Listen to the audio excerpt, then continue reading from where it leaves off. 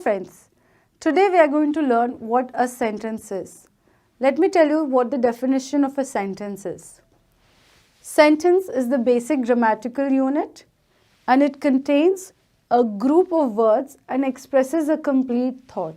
What this means is sentence has a complete meaning of its own. Let me give you a few examples. Atul writes good poems. So, this sentence makes complete sense on its own. It does not require any additional support to make sense. Let me give you another example. The girl is learning how to drive. So, this sentence also makes complete sense because it talks about the girl who is learning to drive. Now, let's talk about how the sentence is divided. The sentence is basically divided into two parts, a subject and a predicate. Subject is who or what the sentence is about, and a predicate tells about the subject. For example, in this sentence, Atul writes good poems. Atul is a subject because the sentence is about Atul, and the predicate is writes good poems because this talks about the subject. What does it tell us about the subject? That Atul writes good poems. Let's do another sentence. The girl is learning how to drive. Our subject is the girl and is learning how to drive is a predicate because the predicate talks about the subject, that it gives additional information about the subject, that the subject is learning how to drive. So today we learnt about what a sentence is and how it is divided into two parts, that is the subject and the predicate. Hello friends, today we are going to learn different kind of sentences. Sentences can basically be divided into four kinds: declarative sentence, imperative sentence, interrogative sentence, and the last one is exclamatory sentence. Let's learn few examples of each kind of sentence, then you'll be able to differentiate between them. Imperative sentence. Imperative sentence basically means a statement or a fact or a kind of assertion that you make. For example, the sun rises in the east. This is a fact, a universal fact. Or the sun rises in the west. The second statement is applicants will be answered in due time. This is a statement, an outright declaration. So let's now come to imperative sentence. This is basically a request or a command that you make. Show me your photo album, please. This is an example of a request. Get out. This is an outright command. Interrogative sentence. Interrogative sentences are basically questions that you ask, like, do you like this photo? Or what is your name? There is a simple tip over here. Interrogative sentences usually end with question marks. Let's do exclamatory sentences now. Exclamatory sentences are basically sentences that show a feeling of surprise or very strong feelings. That is, what a beautiful dress she is wearing. It's surprise. How lovely she looks. It's a strong feeling.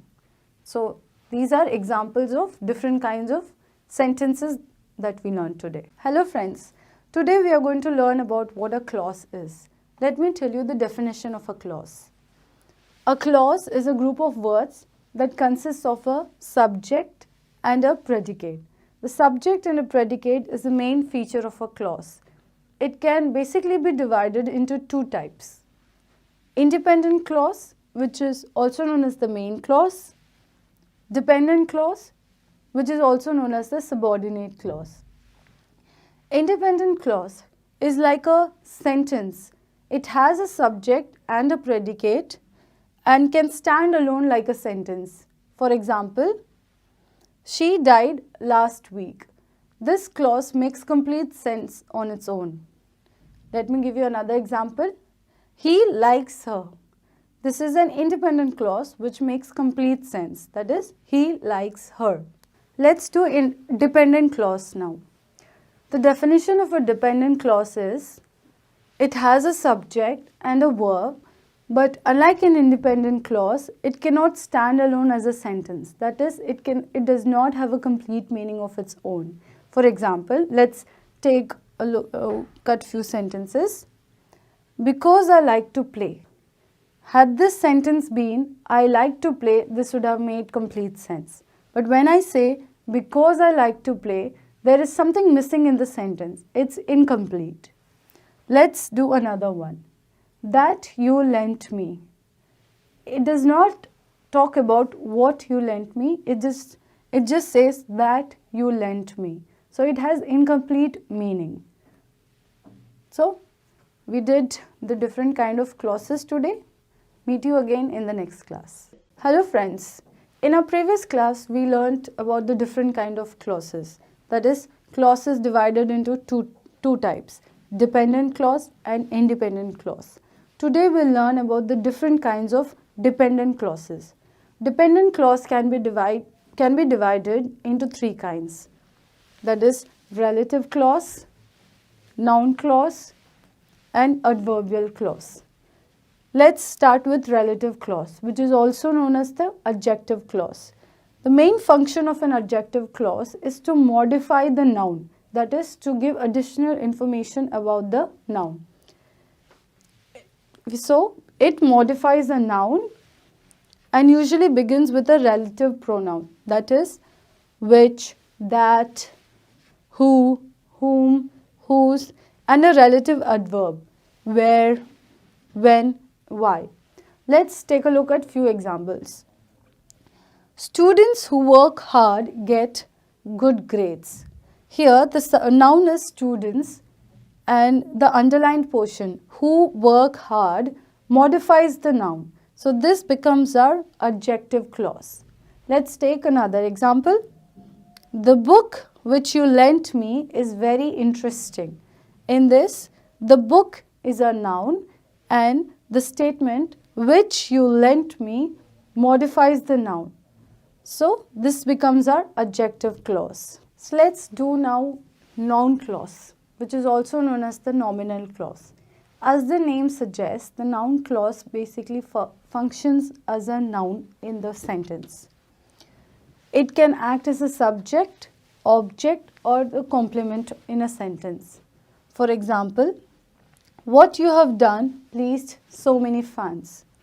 What you have done is the subject of the sentence. So this is our noun clause. Let's take another example. I think that he is the best match for her. In this sentence, that he is the best match for her acts as an object. Let's do the adverb clause now. Adverb clause is a category of subordinate clause which basically functions as an adverb. The clause can modify verbs, adverbs, and adjectives by telling us additional information about when, where, why, how much, and under what condition the verbs, adverbs, and adjectives are modified. They usually begin with a subordinating conjunction. For example, if, because, although. Let's take a look at few examples. If you pay your bills, you will have a good credit score. In this sentence, if you pay your bills is our adverb clause. Let's come to the next sentence. Although she has a business degree, she is working as a clerk. In this sentence, although she has a business degree is our adverb clause. So today we learnt about the different kind of subordinate clauses. So meet you again in the next class. Hello friends. Today we'll learn about the different kinds of adjective clauses. Adjective clause can basically be divided into two categories. That is restrictive, which is also known as the defining clause, or non-restrictive, which is also known as the non-defining clause. Restrictive clause. Basically, it gives essential information about the noun, and the clause does not require commas. Let's take example. The man who is standing there is a secret agent. Here, the statement who is standing there modifies the noun the man. In another sentence, the writer who won the Nobel Prize is from Colombia. In this sentence, who won the Nobel Prize is the restrictive clause which modifies the noun the writer. Let's do the non-restrictive or non-defining clause now. Non-restrictive clauses give non-essential information about the noun. They do not give any substantial information. And these clauses require commas, that is, they are separated by commas. Let's take a few examples. Fast food, which most people have, is not healthy at all. In this sentence, fast food is a noun, which most people have is a non-restrictive clause, and this does not give any additional information about the fast food. The sentence would be complete even without this clause. So, fast food, comma, which most people have, comma, is not healthy at all. Next sentence. My uncle, who is a farmer, lives in the countryside. Here, the noun is uncle, who is a farmer, is in the non-restrictive clause, and it does not give any extra information about the noun. It's just non-essential information. Lives in the countryside. So today we did the different kinds of adjective clauses. Meet you again in the next class. Hello friends. Today we are going to learn the different kinds of adverbial clauses. Let's do the first one. Adverb clause of place. Basically, this clause answers the question where. Like in this sentence, he thinks he'll be happy where he has recently moved. Where he has recently moved is our adverb clause of place, and this answers to the question where he will be happy, where he has recently moved. Let's come to adverb clause of time.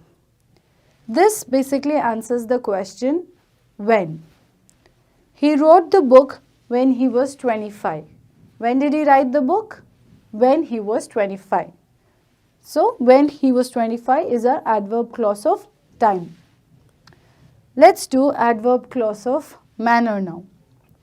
Adverb clause of manner tells us how something happens. Like the kids cleaned the room as he wanted. How did the kids clean the room? As he wanted. So, as he wanted is our adverb clause of manner. Let's do the next kind of adverbial clause, that is adverb clause of reason. Adverb clause of reason answers to the question why, and it also indicates why the particular action of the verb had taken place. For example, in this sentence, I forgave him because I liked him.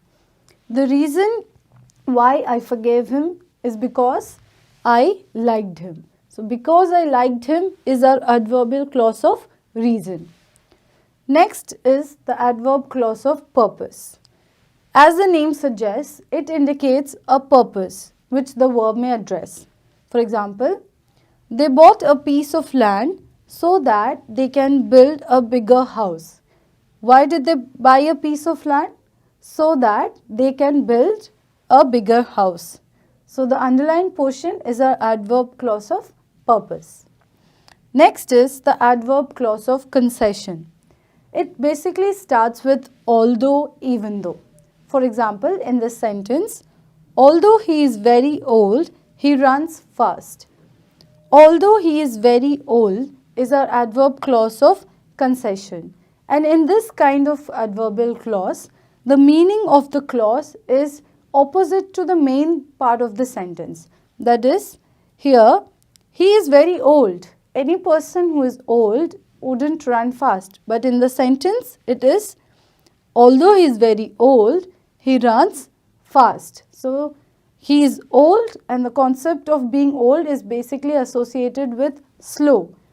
But in this statement, he is very old, but he runs fast. So let's do the next kind of adverbial clause. That is the adverbial clause of condition. Let's take an example. If I had a lot of money, I would travel around the world. In this sentence, our main clause is I would travel around the world. This answers to the condition if I had lot of money.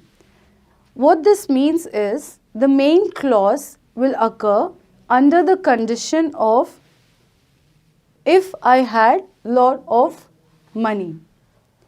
Let's do the next kind of adverbial clause, that is the adverbial clause of comparison. The words that denote comparison are as, than, etc.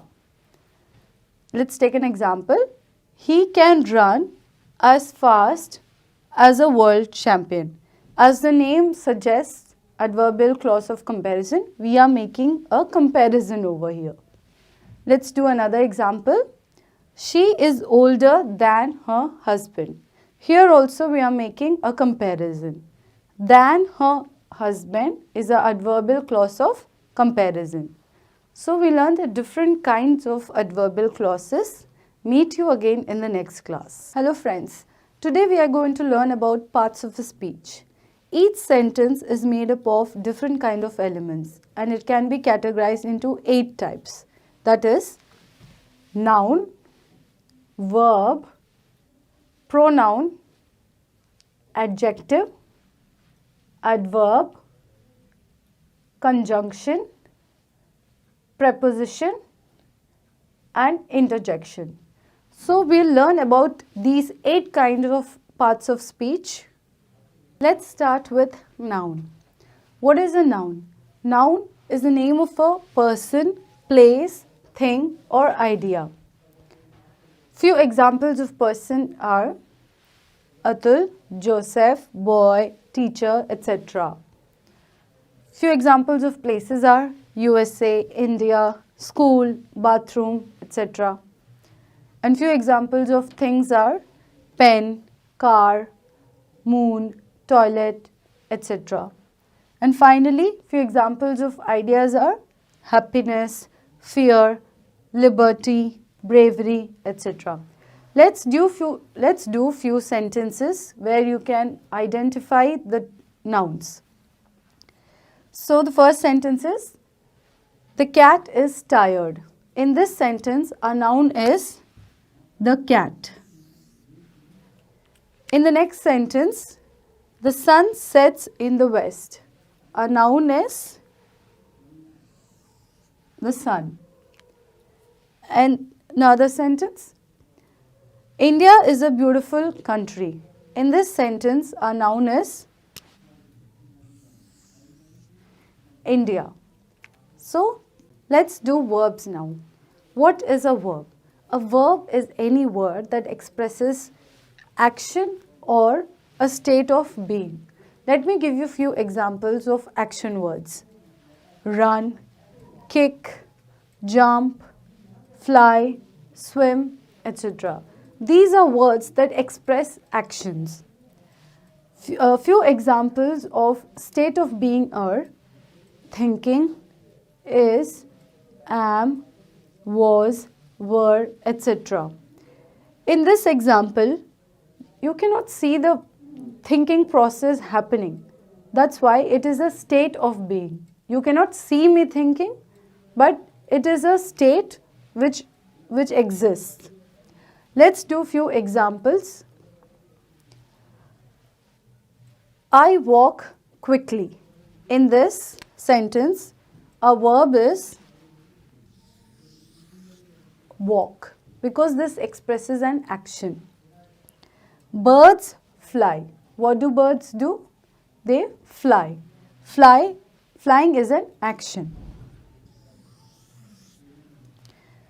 I think Puneet is a good boy. In this, thinking is a state of being. That's why this is a verb. Let's do pronouns now. What is a pronoun? A pronoun is any word that replaces a noun. For example, let me tell you a short story. If I say that Atul is a good boy, Atul lives in Bangalore, Atul works in Thomson Reuters, if I keep repeating the noun Atul, it becomes very inappropriate. And that's why we need pronouns to replace the nouns. So let me give you a few examples of pronouns. I, he, she, him, and you can take a look at the pronouns that I have listed here. Let's do sentences where we can identify the pronouns. I am 23 years old. In this, our pronoun is I. Next sentence. Ram is studying. He will sleep late at night. In this sentence, our pronoun is he because it is replacing the noun Ram. Let's do adjectives now. What is an adjective? An adjective is a word or phrase that describes a noun or a pronoun. Basically, it gives us additional information about the noun or a pronoun. Let me give you a few examples of adjectives. Slow, fast, beautiful, intelligent. You can take a look at the words that I've written on the board. When I say beautiful girl, what I'm doing is describing some additional information about the girl. That is, she is beautiful. So beautiful becomes my adjective because it gives me additional information about my noun girl. Let's do few examples where we can identify the adjectives. First one is I am cold. Here I is my pronoun, am is my verb, and cold is my adjective because it modifies or rather gives additional information about the pronoun I. That is, I am cold. Let's do another example. They live in a beautiful house. Here, house is my noun and beautiful gives me additional information about this noun. So this becomes my adjective. Let's do another example. I met a homeless person in New York.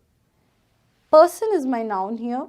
There are other nouns as well in this sentence, but the one modified is person. So how is it modified? By giving me extra information about the person. That is, the person is homeless. So this becomes my adjective. Let's do adverbs now. What is an adverb? An adverb is a word or phrase that modifies a verb, adjective or another adverb. There is one simple tip that you can follow is that adverbs basically end in ly. For example, quickly, beautifully, lazily, extravagantly, strangely. Let's do few examples where we can identify the adverbs. I sing loudly. Here, sing is a verb and loudly is our adverb. What does loudly do to the verb? It tells us how does the person sing. How does the person sing? Loudly. So it modifies the verb. Let's do another example. The girl speaks fluently. Here, our verb is speaks. And fluently is our adverb because it gives us additional information about the verb speaks. How does the person speak? Fluently. So this becomes our adverb. Let's do another example. She waited patiently. Here, waited is our verb and Patiently is our adverb because it gives us additional information about the verb waited. How did the person wait? Patiently.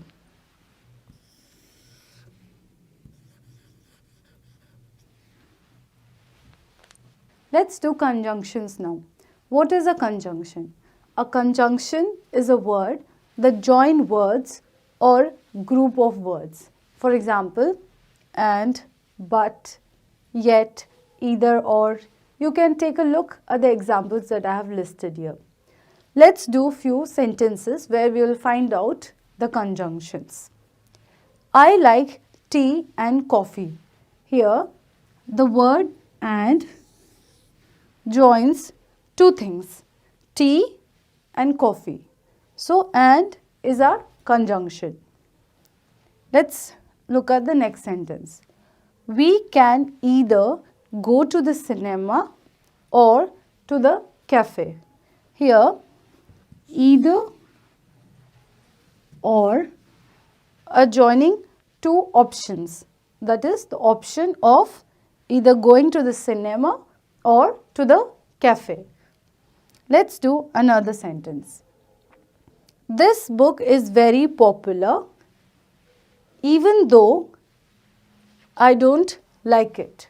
Here, the word even though is joining two phrases.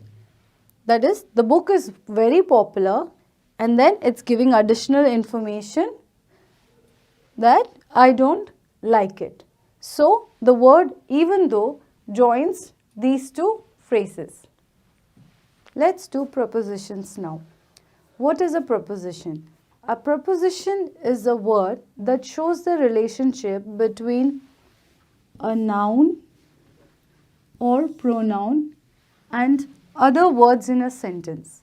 It is also used to show direction, location,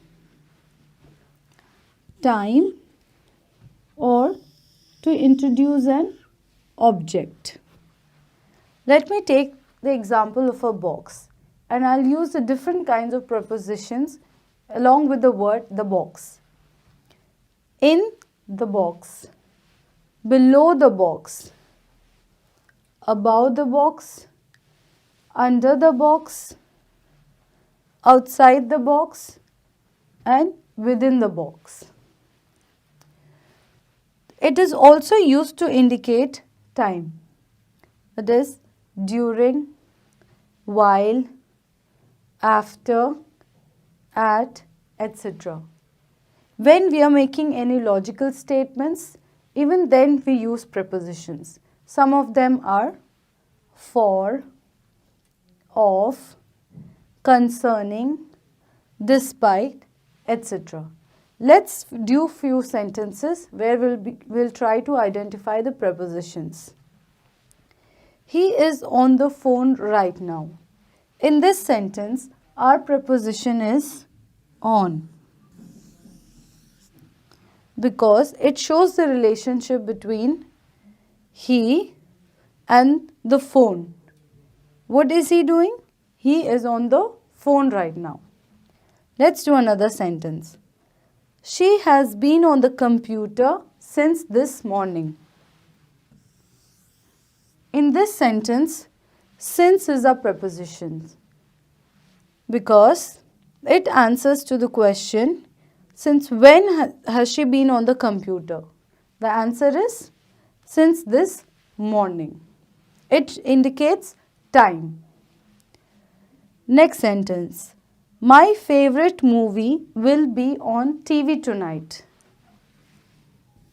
Here, on is a preposition because it shows the relationship between the favorite movie and TV. How? Because the favorite movie will be on TV tonight. Let's do interjections now. What are interjections? Interjection are words that are used to convey emotions through some kind of exclamation. It basically shows surprise. For example, words like oh, ouch, hooray, blah. Let's do few sentences where we'll try to identify interjections. Hello, how are you? Here, hello shows exclamation. So this is our interjection. Let's do the next sentence. Oh, the mirror. Here the exclamation word is oh. Let's do another sentence. Ouch, that must have hurt really bad. Here, ouch shows surprise. So this is our interjection. So we have learned the different kinds of parts of speech. We'll meet again in the next class. Hello friends. Today we are going to learn about different kinds of nouns. The nouns can be categorized into 7 types. That is proper nouns, common nouns, collective nouns, abstract nouns, compound nouns, countable nouns, and uncountable nouns. The first kind of noun is proper nouns. What are proper nouns? Proper nouns are names given to person, place, or thing. Let's take few examples. Ram, Sita, India, Delhi. These are examples of proper nouns. Let's do few sentences where we can identify proper nouns. Agatha Christie wrote many books. Here, the noun, our proper noun is Agatha Christie because it is a name. Let's go to India. This is our second sentence. Here, our proper noun is India because it is the name of a country. It's a proper noun. Let's do the next kind of noun, that is the common nouns. What are common nouns? Common nouns denote a class of objects or a concept as opposed to a particular individual. That is, it talks about a set of similar objects. That is, table, chair, boy, girl, etc. The category table, we can talk about the different kinds of tables and can club it under the category of table. So let's do few sentences where we'll try to find out the common nouns. I want to be a writer. Here our common noun is writer because it talks about a group of writers. They can have different names, but they will fall under the category of writers. Let's do another sentence. Let's go to city. Here, city is a common noun because under the category of city, you will have different kinds of cities that might have particular names, and that will fall under the category of proper nouns, which we have already done. Let's do the next kind of noun, that is the collective noun. What are collective nouns? Collective nouns are words for single things that are made up of more than one person, animal, place, thing, or idea. Let's take few examples. Bunch, group, jury, class, college, team. All these qualify as collective nouns because they are talking about similar objects in plural form. Let's take few sentences where we'll try to identify the collective nouns. Every morning, the herd follows its leader to the watering. Here, a collective noun is the herd because it denotes a group. In the next sentence, today, Mrs. Kennedy's class takes its SOL test. Here, class becomes a collective noun because it talks about a group. Let's do abstract nouns. What are abstract nouns? Abstract nouns are words that denote abstract qualities. That is, they are not concrete and we cannot touch them. Let's take few examples to understand abstract nouns. Truth, beauty, happiness, childhood. These are words that are examples of abstract nouns. Let's take happiness. We cannot feel, we cannot touch happiness. We can only feel. In the same way, you cannot touch childhood. You can only feel. That's an experience.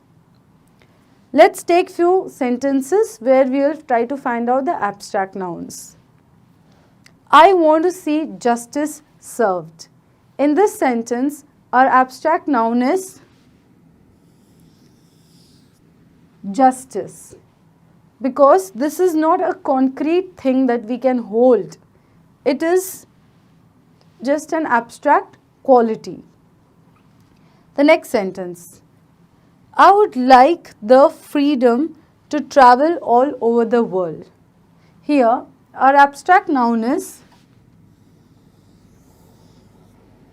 freedom, because it is an abstract quality. Freedom cannot be touched, or it's not concrete.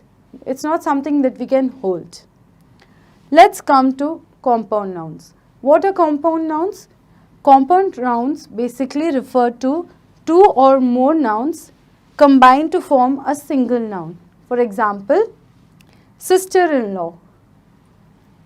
This is formed by combining sister and law. Next example is schoolboy. This is formed by combining two nouns, school and boy. The next example is fruit juice. This is formed by combining fruit and juice. Let's do the next kind of nouns, that is countable nouns, which are also known as count nouns. Countable nouns can be divided into singular and plural form. In plural, these nouns can be used with a number, that is, they can be counted. For example, friends, chairs, houses, boss. I can always say that I have 5 friends or I have 10 chairs. These are countable nouns. Now let's come to the uncountable nouns, which are also known as non-count nouns. These can only be used in the singular form. They can't be counted. Let's take few examples which count as uncountable nouns. Money, bread, water, coffee. I cannot count these things. I cannot say that I have 10 money, or I cannot say that I have 20 water. So that's why these are uncountable nouns. So today we learnt about the different kinds of nouns.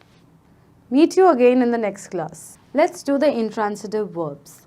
Intransitive verbs are those verbs that do not take up a direct object, and they do not also answer to the question what or whom like they answered in the transitive verbs.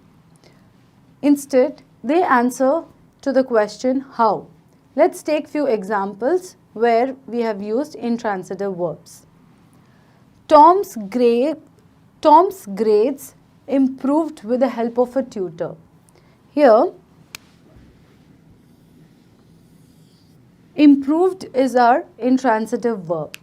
So we should ask the question, improved how? So the answer would be with the help of a tutor. Let's take another example. His sister died of malaria. Died is our intransitive verb, and it does not take up a direct object. It will answer to the question died how? The answer would be of malaria. Let's take another example. We arrived at school very late. Here, arrived is our intransitive verb. It does not answer the question what or whom. If we ask arrived what, it will not answer the question. Arrived whom, even then it will not answer the question. So this is our intransitive verb. Hello friends, today we are going to learn about different types of verbs. The first among them is action verbs. Action verbs are verbs that primarily express action. They describe things and actions that occur rather than the state of being. For example, sit, eat, cycle, etc. These are action verbs because they are describing actions that are taking place. Action verbs are further divided into two, transitive verbs and intransitive verbs. Let's take a look at transitive verbs. Transitive verbs are verbs that are used together with a direct object. The object can be a thing or person. There is one small tip that you can use in transitive verbs is that it answers to the question what or whom. So let's take few sentences where we'll talk about transitive verbs. Richard owes Jimmy some money. Here, the word owes is a transitive verb. It answers to the question what. Owes what? Jimmy some money. Let's come to the next sentence. He feeds his children when their mother is away. Here, the verb feeds. Put up a question after the verb feed. Feeds what? Feeds whom? His children while their mother is away. It answers to the question whom. That's why it takes up this direct object.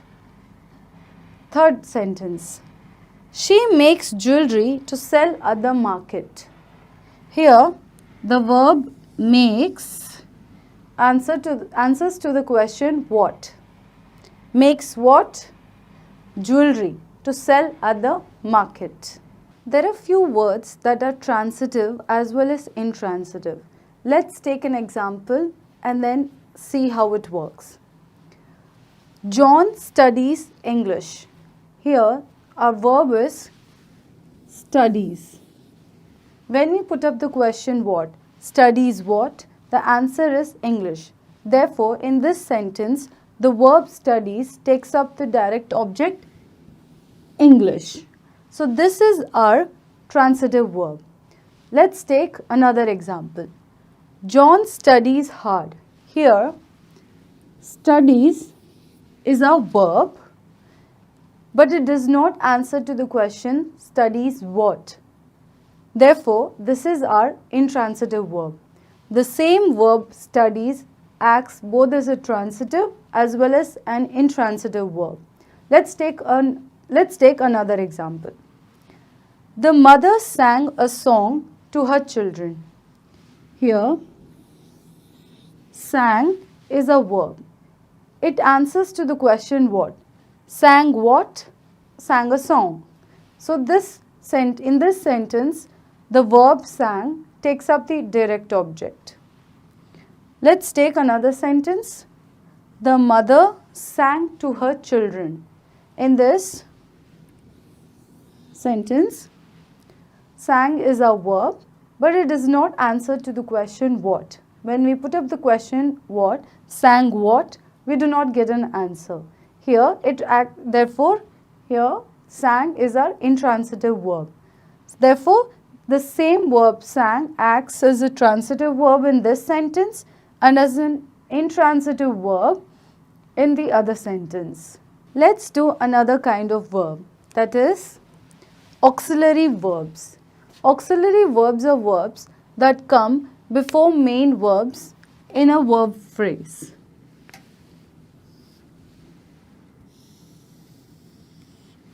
For example, be, shall, may and could.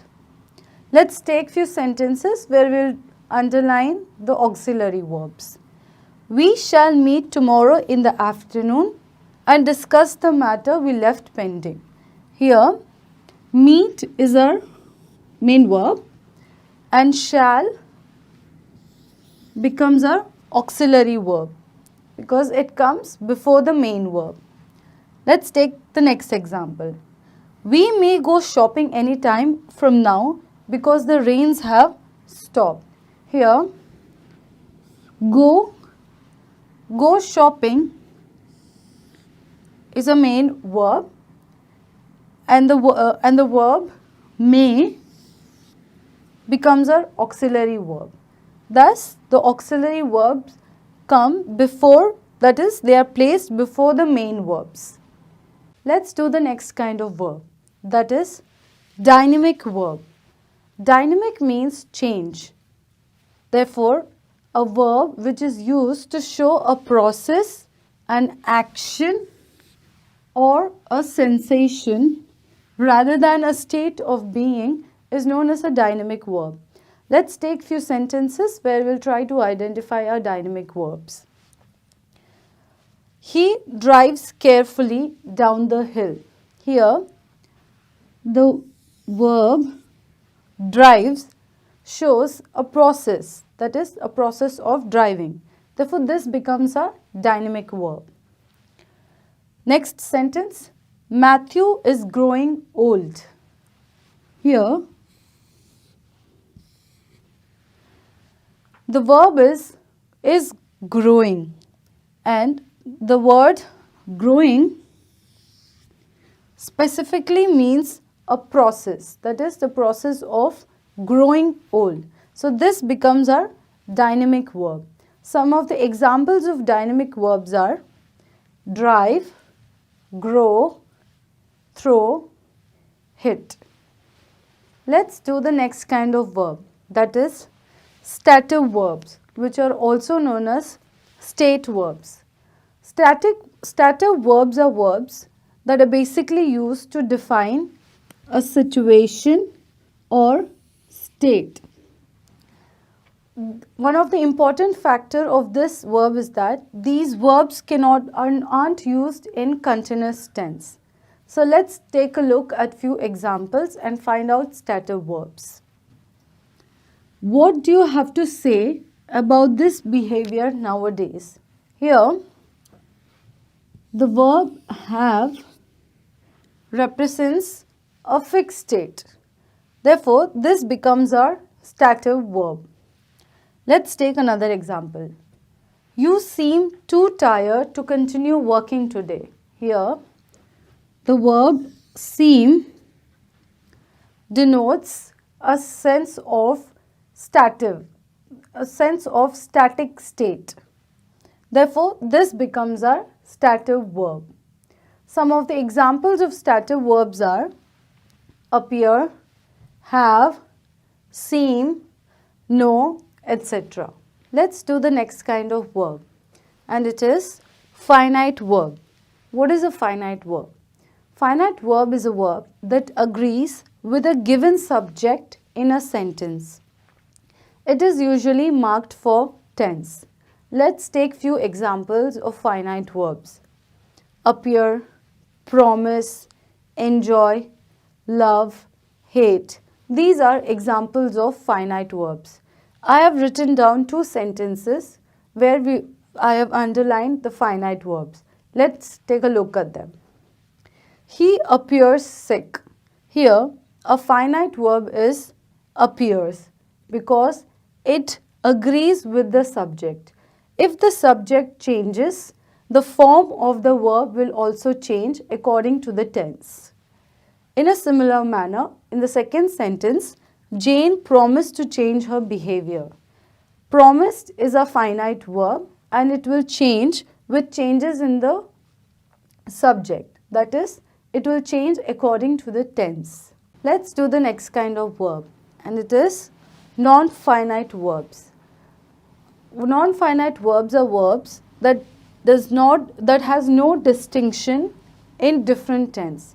That is, unlike the finite verbs, non-finite verbs do not change with changes in the tense of the sentence.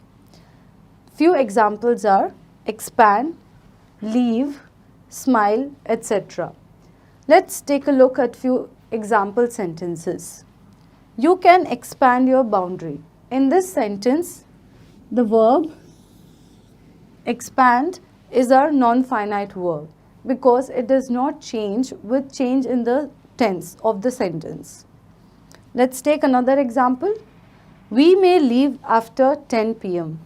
Here, leave is our non-finite verb because in this sentence it does not change, the verb will not change its form with changes in tense. Let's take another last example. She had a reason to smile. Here, the verb reason will again not change its form. There will be no changes in its structure with change in the tense of the sentence. Let's do the next kind of verb, that is regular verbs. Regular verbs are verbs whose past participle and past tense is attained by adding either d, ed or t at the end of the verb. It is sometimes also called as weak verb. Few examples of regular verbs are accept, arrive, fence and deliver. Let's take a look at few sentences where we'll find out the regular verbs. I accepted the offer. Here a regular verb is accepted because the main verb is accept and the past participle and past tense of the verb accept is got by adding ed at the end of the verb. That is, accept becomes accepted. In the next sentence, he has just arrived.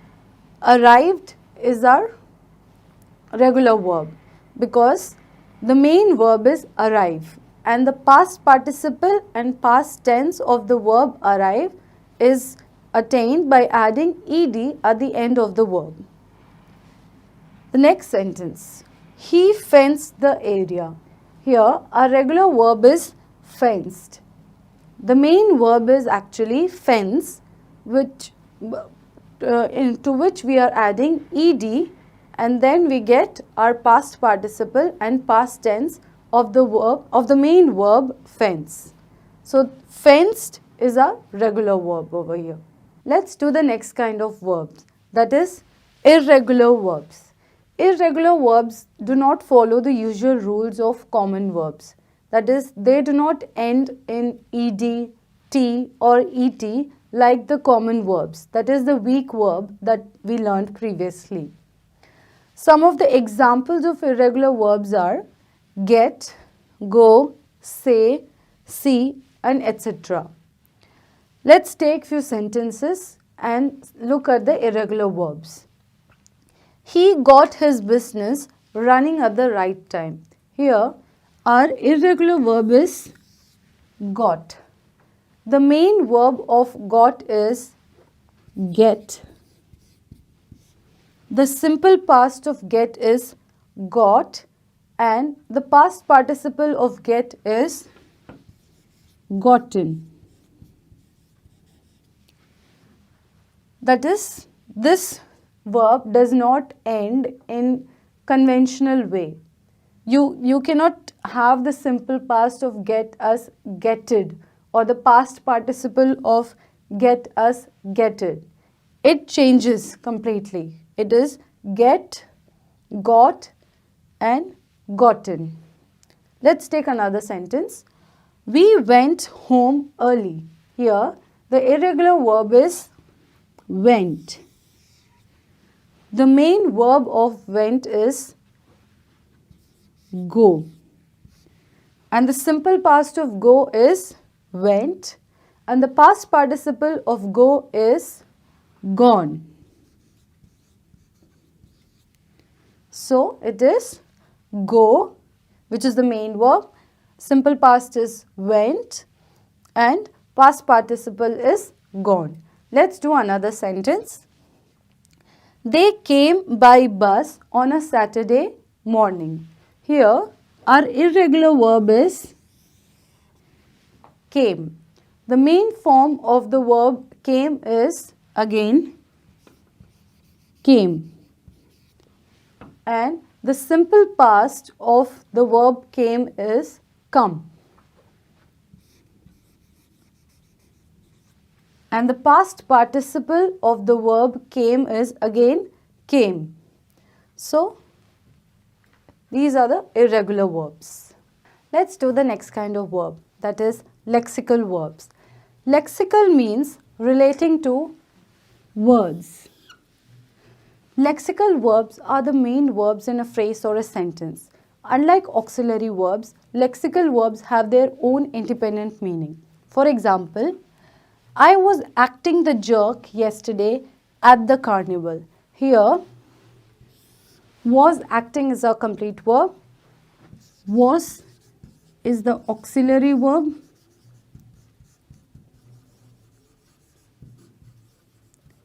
And acting is our lexical verb. Acting can exist independently, it can have its own meaning, whereas was, which is the auxiliary or supporting verb, cannot act as an individual verb in any sentence. Hello friends, today we are going to talk about pronouns. Previously I told you that pronouns are words that replace nouns. There are certain rules which should be followed while replacing the noun with a pronoun. The foremost among them is we should look at the function that the noun plays in a sentence. And the second rule is that we should also check the gender of the noun. Depending on that, the pronoun that will replace the noun will be different. Here is a table which denotes the subject pronouns, object pronouns and possessive pronouns of first person singular, second person singular, third person singular, first person plural, second person plural and third person plural form. So let's go through this one by one. The subject pronoun of first person singular is I, the object pronoun is me and the possessive pronoun is my. The subject pronoun of second person singular form is you, object pronoun is you and possessive pronoun is your. The subject pronoun of third person singular male is he, object pronoun is him and the possessive pronoun is his. The subject pronoun of third person singular female is she, the object pronoun is her and the possessive pronoun is her. The subject pronoun of third person singular neutral is it, object pronoun is it and possessive pronoun is its. The subject pronoun of first person plural is we, object pronoun is us, possessive pronoun is our. The subject pronoun of second person plural is you, object pronoun is object pronoun is you and possessive pronoun is your. And the subject pronoun of third person plural is they, the object pronoun is them and the possessive pronoun is their. Today we are going to learn about the different kinds of pronouns. The foremost among them is subject pronouns. What are subject pronouns? Subject pronouns are basically found mostly at the beginning of a sentence, and the subject of a sentence is the person or thing that lives out the verb. For example, I owe that person $3,000. Here, the subject pronoun is I. It is found at the beginning of the sentence and it lives out the action owe.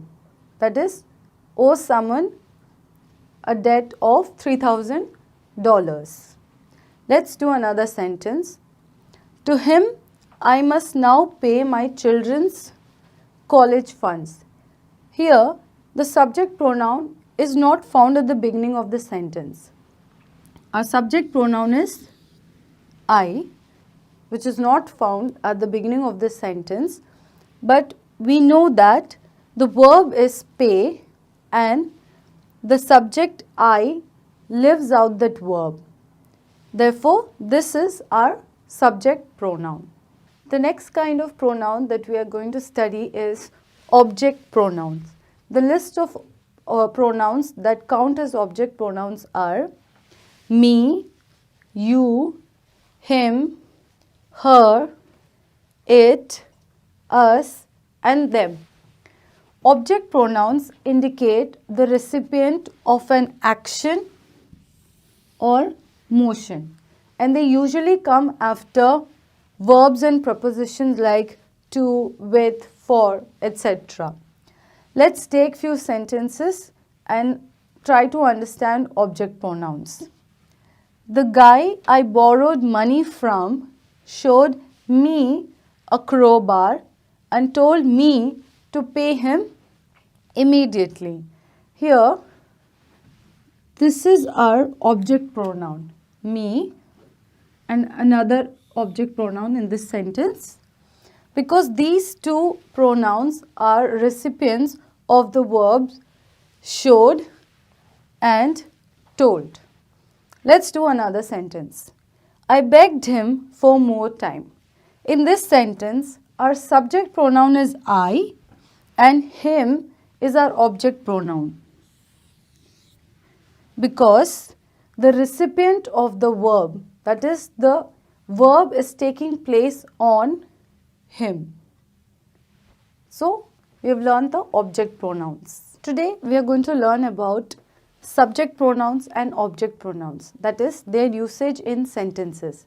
Usually in English, there is confusion regarding the usage of subject pronoun and object pronoun. Let me take an example and then show it to you. Me and him had a fight, or is it he and I had a fight?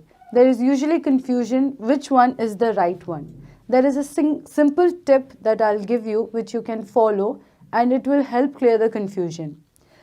You never say me had a fight. That's a wrong statement. Or you never say him had a fight. You always say either he had a fight or I had a fight. Therefore, the right sentence is he and I had a fight. And me and him had a fight is the wrong sentence. Let's take another example. The police arrested me and him, or is it the police arrested he and I? Here we can follow the same procedure. You can shorten this sentence. The police arrested me. That's a right statement. The police arrested him. That's a right statement again. So our correct sentence would be the police arrested me and him. It is wrong to say the police arrested he or the police arrested I. Therefore, the police arrested he and I is the wrong sentence. Let's do the next kind of pronoun, that is demonstrative pronouns. There are 5 demonstrative pronouns. These, those, this, that, and such. The function of the demonstrative pronoun is to emphasize the nouns that they are replacing. Let's take few example sentences to understand them. Such was his understanding. Here, the word such is replacing the noun and bringing focus on the noun. Let's do another sentence.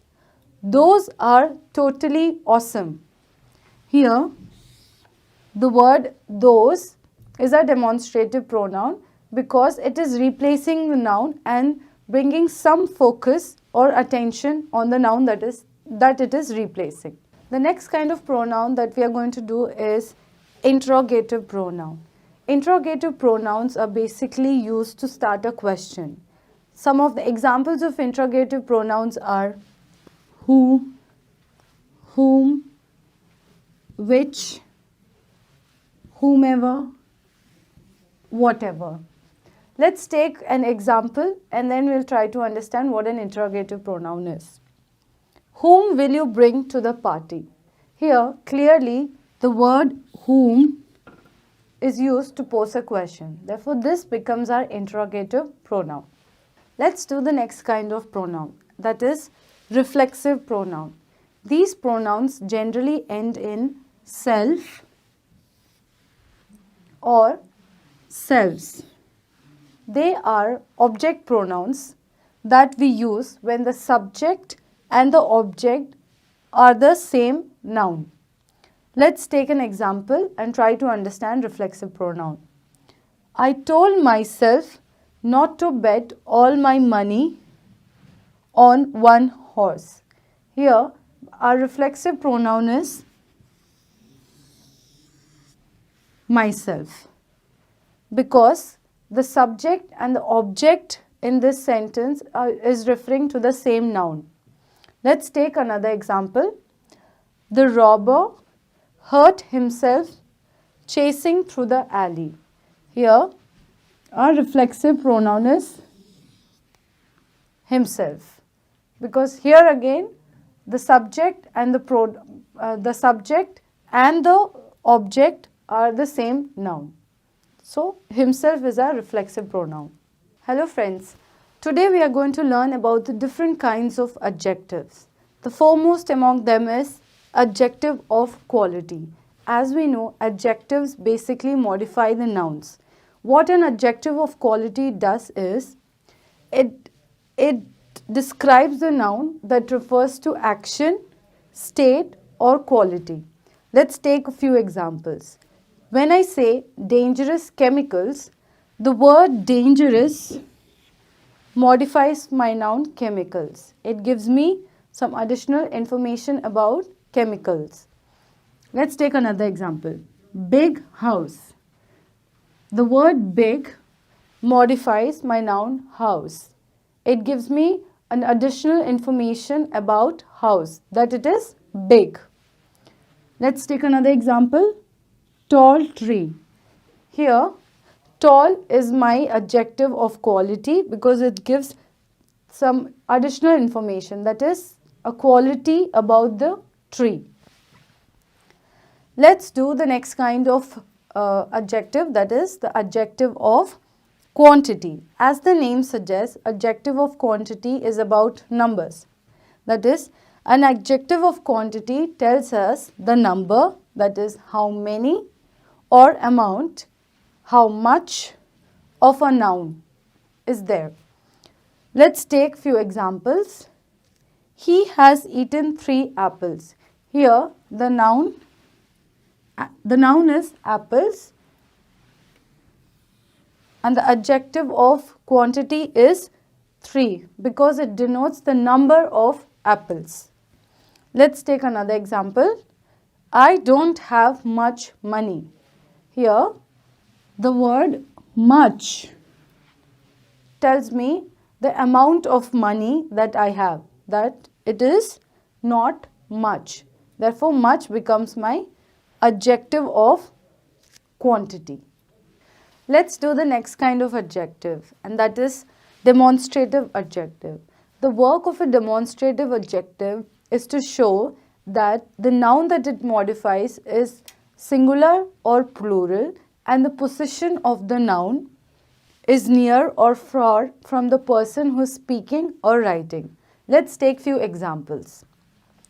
This red balloon is mine and those 3 yellow ones are yours. Here our noun is red balloon and it is singular. Therefore, our demonstrative adjective is this. There is another demonstrative adjective in this sentence, and that is those, because it talks about the position of 3 yellow balloons which are far. And that's why the usage of the demonstrative adjective those. Let's take another example. These two fat cats have tails, but that thin cat doesn't have a tail.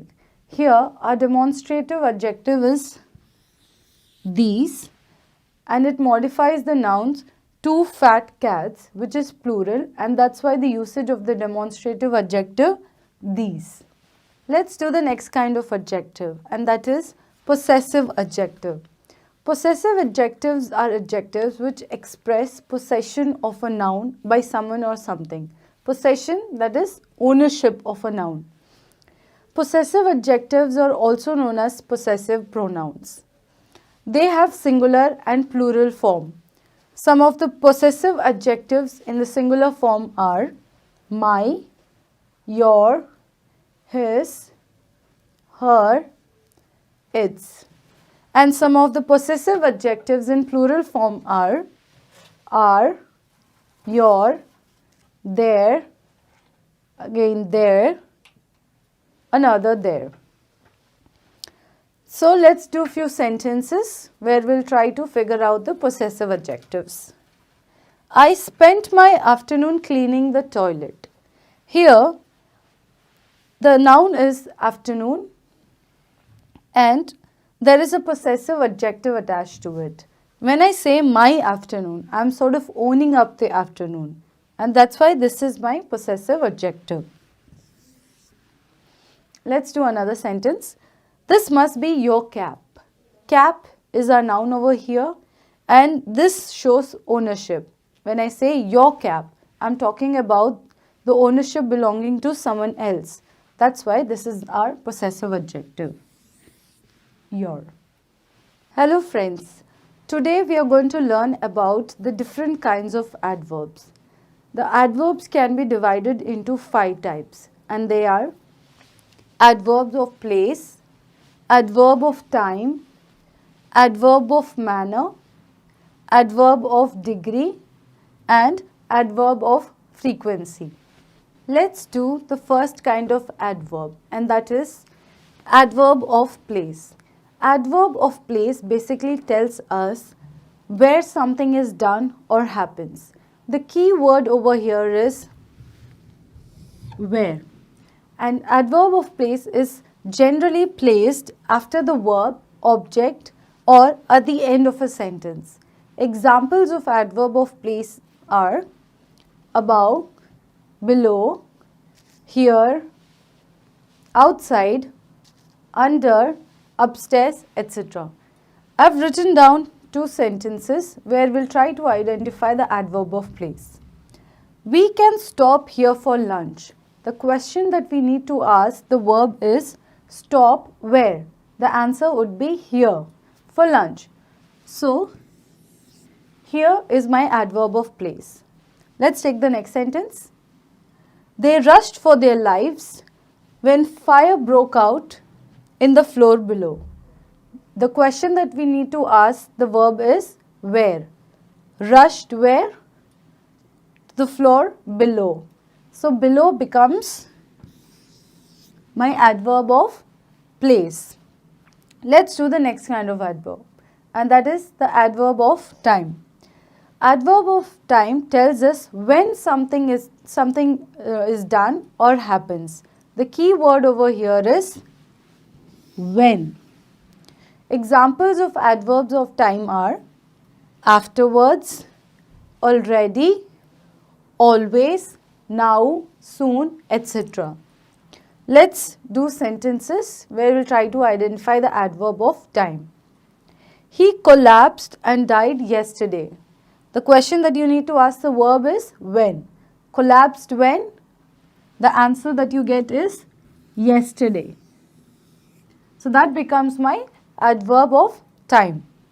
Let's take another sentence. Last week we were stuck in the lift for an hour. So the question that I need to ask, the verb is stuck when. So the answer would be last week. This makes my adverb of time. The next kind of adverb that we are going to do is Adverb of manner. Adverb of manner tells us how something is done or happens. The key word over here is how. And most adverbs of manner end in ly. Let's take few examples. Badly, sadly, slowly, quickly, etc. I've written down 2 sentences where we'll try to find out the adverb of manner. The brothers were badly injured in the fight. The verb over here is injured, and the question that you have to put up to the verb is how. So how were they injured? The answer that we get is badly injured. Therefore, badly is my adverb of manner. Let's come to the next sentence. They had to act fast to save the others floating in the water. My verb over here is act, and the question that I have to put up is how. So how did they act? They acted fast. Fast is my answer. That becomes my adverb of manner. The next kind of adverb is adverb of frequency. Frequency, as the name suggests, this shows how often something happens. The key word over here is how often. Examples of adverbs of frequency are generally, nearly, hardly ever, always. I've written down 2 sentences where we'll try to find out the adverb of frequency. While overseas, he frequently phoned home. How often did he phone home? The answer that we get is frequently. So that makes our adverb of frequency. The next sentence. Peter seldom reads the Bible. The verb over here is reads, and the question that I have to put up is how often. So how often does Peter read Bible? The answer is seldom. So that is my adverb of frequency. The last kind of adverb is adverb of degree. An adverb of degree tells us the level or extent to which something is done or happens.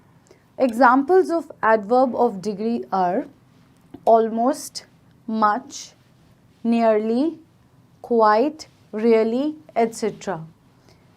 Let's take few sentences and find out our adverb of degree. It was too dark for us to find our way. So the extent of darkness is denoted by the word too. So that is our adverb of degree. Let's do the next sentence. Her daughter is quite fat for her age. And that is, the level of her being fat is denoted by the word quite. That makes our adverb of degree. So today we have learnt the different kinds of adverbs. Meet you again in the next class. Hello friends. Today we are going to learn the comparison of adverbs.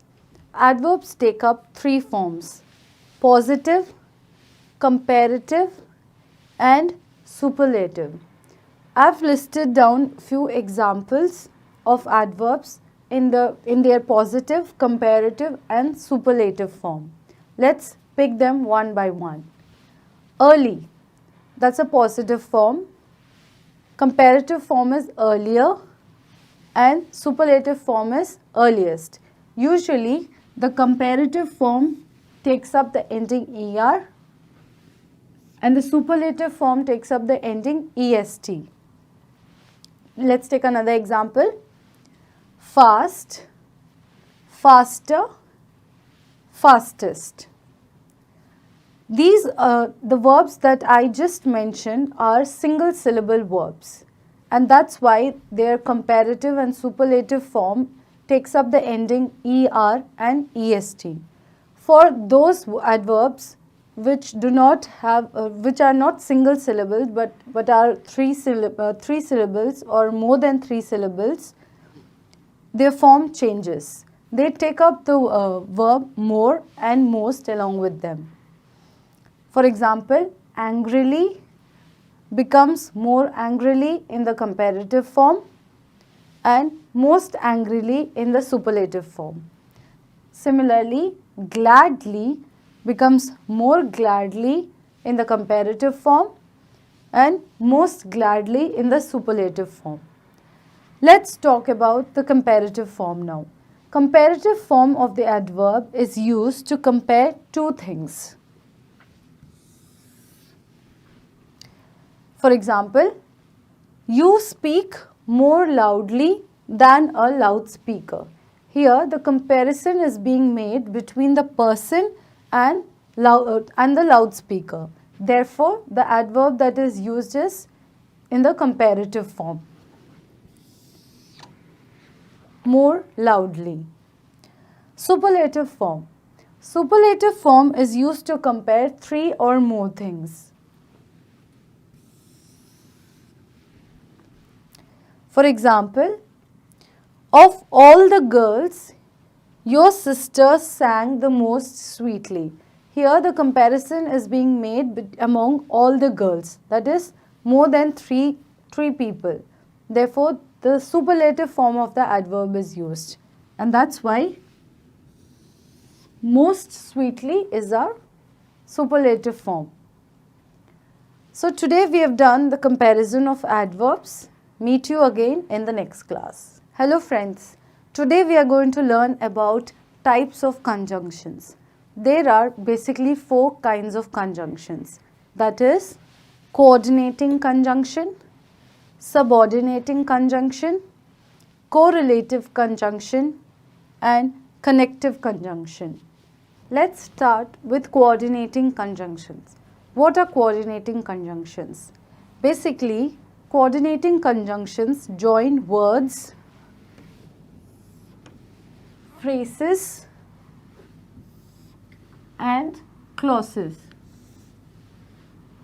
Examples of coordinating conjunctions are and, but, for, nor, or, yet, etc. The coordinating conjunction and is used to connect similar ideas, while the coordinating conjunction but connects to contrasting ideas, that is two opposite ideas. Let's take the few sentences where we'll see how coordinating conjunction operates. Take this sentence. You need to know what right you have. And then again, you also need to know how to use them. Here, the unnecessary repetition of you need to know is very inappropriate. In such a situation, we use coordinating conjunction. And this statement will become, you need to know what right you have and how to use them. This in a way shortens the sentence and makes it appropriate. It isn't awkward. Next sentence. This is an expensive but immensely useful machine. Here we are talking about two contrasting ideas, that is one of being expensive, the other of being useful. So our coordinating conjunction over here is but. You can choose the white one or the black one. Here the choice is between two things, the white and the black, and that's why the usage of the coordinating conjunction or. Let's do the next kind of conjunction, that is subordinating conjunction. The purpose of a subordinating conjunction is to join a subordinate clause and a main clause.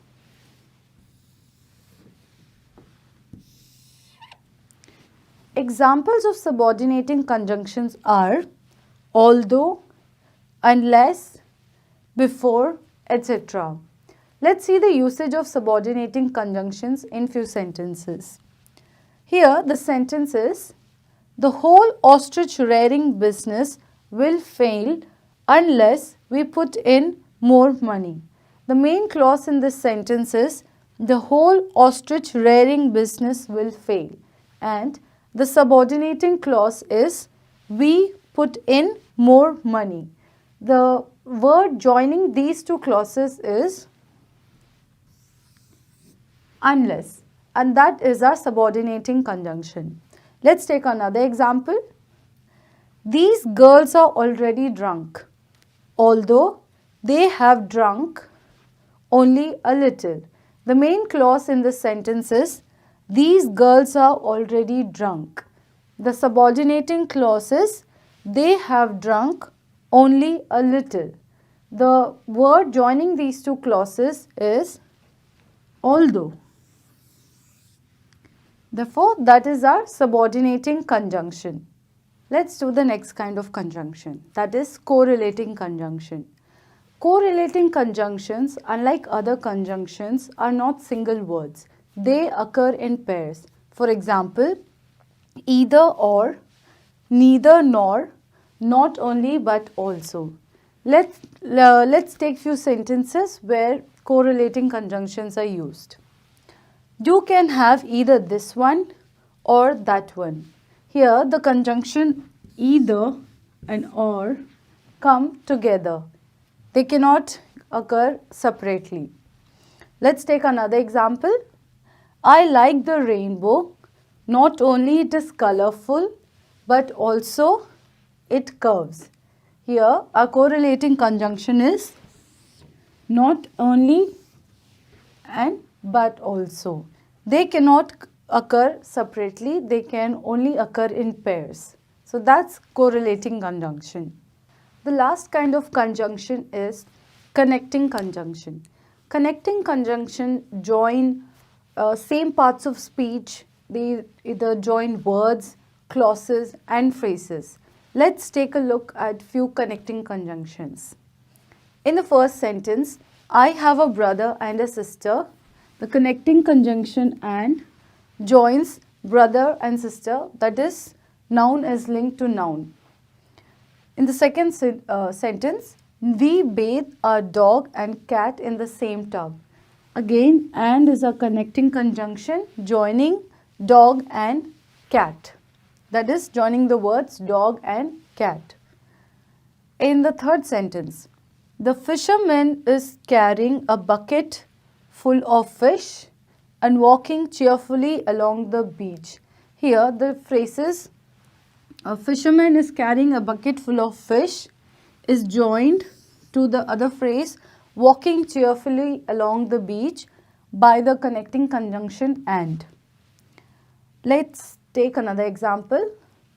We went closer and were able to see it later. Here the clauses we went closer, were able to see it later is joined by the connecting conjunction and. So today we learnt about the different kinds of conjunctions. Meet you again in the next class. Hello friends, today we are going to learn about subject-verb agreement. In English grammar, the verb changes its form according to the subject. There are certain rules that you should remember while changing the verb according to the subject. The foremost among them is that singular subjects go with singular verbs. The next one is plural subjects go with plural verbs. That is, plural verbs always take up plural subjects. In the present tense, the rule of agreement states that the verb must have an added s, the verb must end with s if the subject or noun is third person singular. The next rule says that in the present tense, the verb does not have an s. It does not have an s if the noun is plural. The last rule is that in the past tense, the verb does not change with the number of the subject or pronoun. Whether the subject or noun is singular or plural, the verb in the past tense does not change its form. We learned the different rules of subject-verb agreement. Now let's take a look at the examples of these rules. The foremost among them is singular subject, singular verb rule. That is, when the subject is singular, the verb that it takes up is also singular. For example, my uncle has bushy eyebrows. Here, our subject is my uncle, which is clearly singular. Therefore, the verb is also has to be singular. And the verb over here is has. The next rule. Plural subject always takes up plural verbs. For example, the children have very loving parents. Here, our subject is the children, which is in the plural form. Therefore, the verb that it should take up should also be in the plural form. And that's why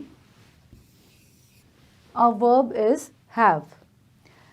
Let's come to the third rule.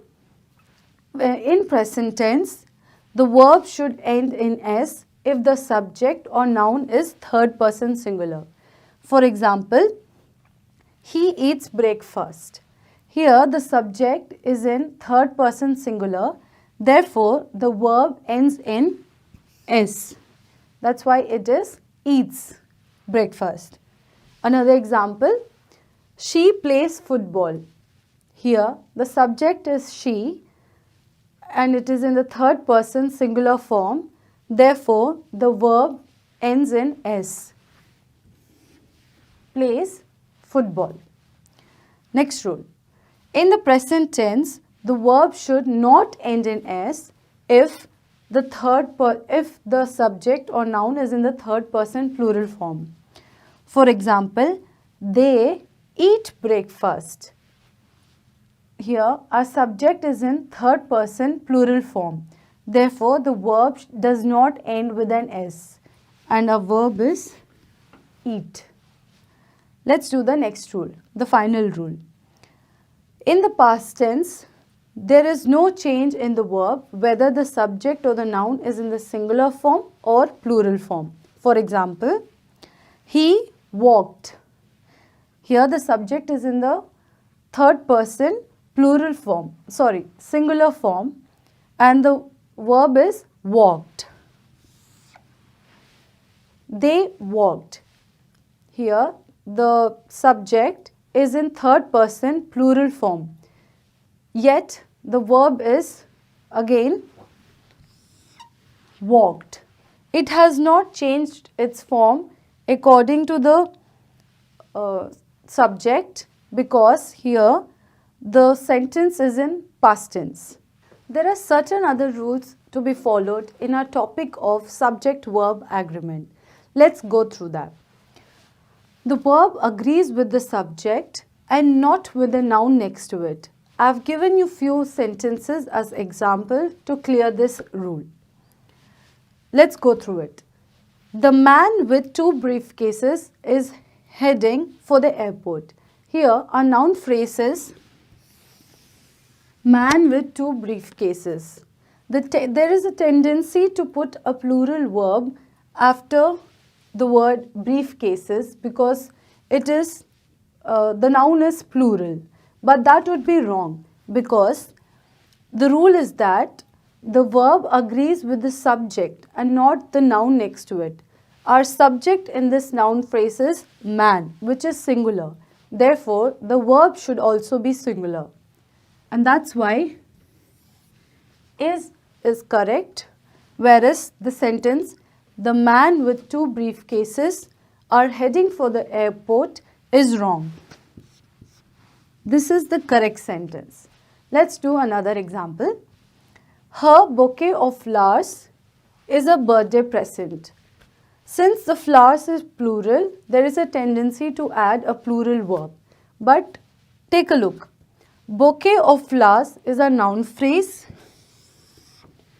The subject is bouquet and the noun is flowers. The subject bouquet is singular. Therefore, what the rule says is the verb agrees with the subject. Therefore, our verb should also be singular. Therefore, is. And that's why this statement is correct. Her bouquet of flowers is a birthday present. Whereas this statement, her bouquet of flowers are a birthday present is wrong. In a topic of subject-verb agreement, there are certain rules to be followed when the subject is in the compound form. That is, the first rule is, if the subject has two or more nouns, it takes a plural verb. For example, Dick, Tom and Harry are triplets. Here, the subject Dick, Tom and Harry has three nouns joined by the conjunction and. Therefore, the verb that it takes up is plural. Next rule is, when two or more nouns are joined by and to form a subject, the verb is in the plural form. For example, the grandfather, the father and the son have beard. Here, three nouns, the grandfather, father, the son are joined by and that's why the verb that it takes up is in the plural form, have. The next rule is, if the nouns that make up a compound subject are joined by or and both are singular, a singular verb is used. For example, his father or mother is a professor of insects. Here, father and mother are in the singular form and they are joined by the conjunction or. Therefore, the verb that it takes up according to the rule of subject-verb agreement is that the verb that it takes up is in the singular form. That's why is. The next rule is, if the nouns that make up a compound subject are singular and plural, the verb agrees with the noun just next to it. For example, in the sentence, his killers or killer is still at large. Here, the nouns are killers and killer. So, according to the rule that we just read, it should follow that the verb should be in the singular form because the noun killer is nearer to it. And killer is in the singular form, therefore the verb should also be in the singular form. If this sentence had been like, his killer or killers, then the verb that would have been used is are. So the sentence would have become, his killer or killers are still at large. There are few other rules worth remembering in a subject-verb agreement topic. Let's get started. In a sentence where the subject comes after the verb, the rules of subject-verb agreement are followed. For example, there were three big men seated at the next table staring at me. Here, the subject is men and the verb is were. The subject is in the plural form and therefore the verb should also be in the plural form. Therefore, were is used instead of was. Next rule is, when two nouns refer to the same person or thing, the verb is in the singular form. For example, in the sentence, my uncle and handyman is very useful. Here, uncle and handyman refer to the same person. Therefore, the verb that is used is in the singular form, is. Next rule is, when two nouns refer to the same person, the article the is used only once and the verb is in the singular form. Therefore, the nurse and sister of the patient was very caring. Here, the nurse and sister refer to the same patient. Therefore, the verb which is used is in the singular form, was. One thing to be remembered is the article the is used only once with the nurse because here the subject nurse and sister refer to the same person, that is the patient. Next rule is, when two different persons are referred, the article the is repeated and the verb is in the plural form. That is, The owner and the occupant of the house are good. Here we are talking about two different persons. Therefore, the article the is repeated here. The owner and the occupant. And the verb that is used is in the plural form. That's why we are using are instead of is. Let's go through certain other rules of subject-verb agreement. Phrases which begin with as well as, together with, etc. are not the same as and therefore the verb used is in the singular form instead of being in the plural form. For example, the woman with her daughter is selling flowers. Since the word with is used here, the verb used is in the singular form. Is. Next rule is each and every joined by and take a singular verb. For example, each and every patient has to undergo a medical examination. According to the rule that we read just now, each and every patient. Since each and every is used, the verb has to be in the singular form. Therefore, the usage of the verb has. The next rule is when two nouns are treated as one entity, the verb is in the singular form. Therefore, in the example, bread and butter was his daily breakfast. Bread and butter is treated as one entity. It is together. Therefore, the verb used is was, and that is in the singular form. Let's go through the last set of rules regarding subject-verb agreement. When a quantity or amount is treated as a whole, the verb used is singular. For example, the $100 you lent me was not enough. Here, the amount $100 is treated as a whole. Therefore, the verb used is singular. The next rule is there are indefinite pronouns, for example, anyone, nobody, somebody, which are always singular. Therefore, they take up singular verbs.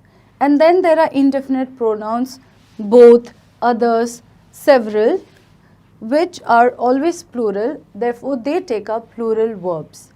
Then there is another case of indefinite pronouns which act either singular or plural. Therefore, they take up either singular verb or plural verb. For example, all he needs is a $1,000 loan. Here, all is treated as a single entity. Therefore, the verb used is in the singular form.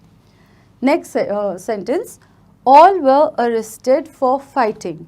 Here, all is used in the sense of everyone involved in the fighting.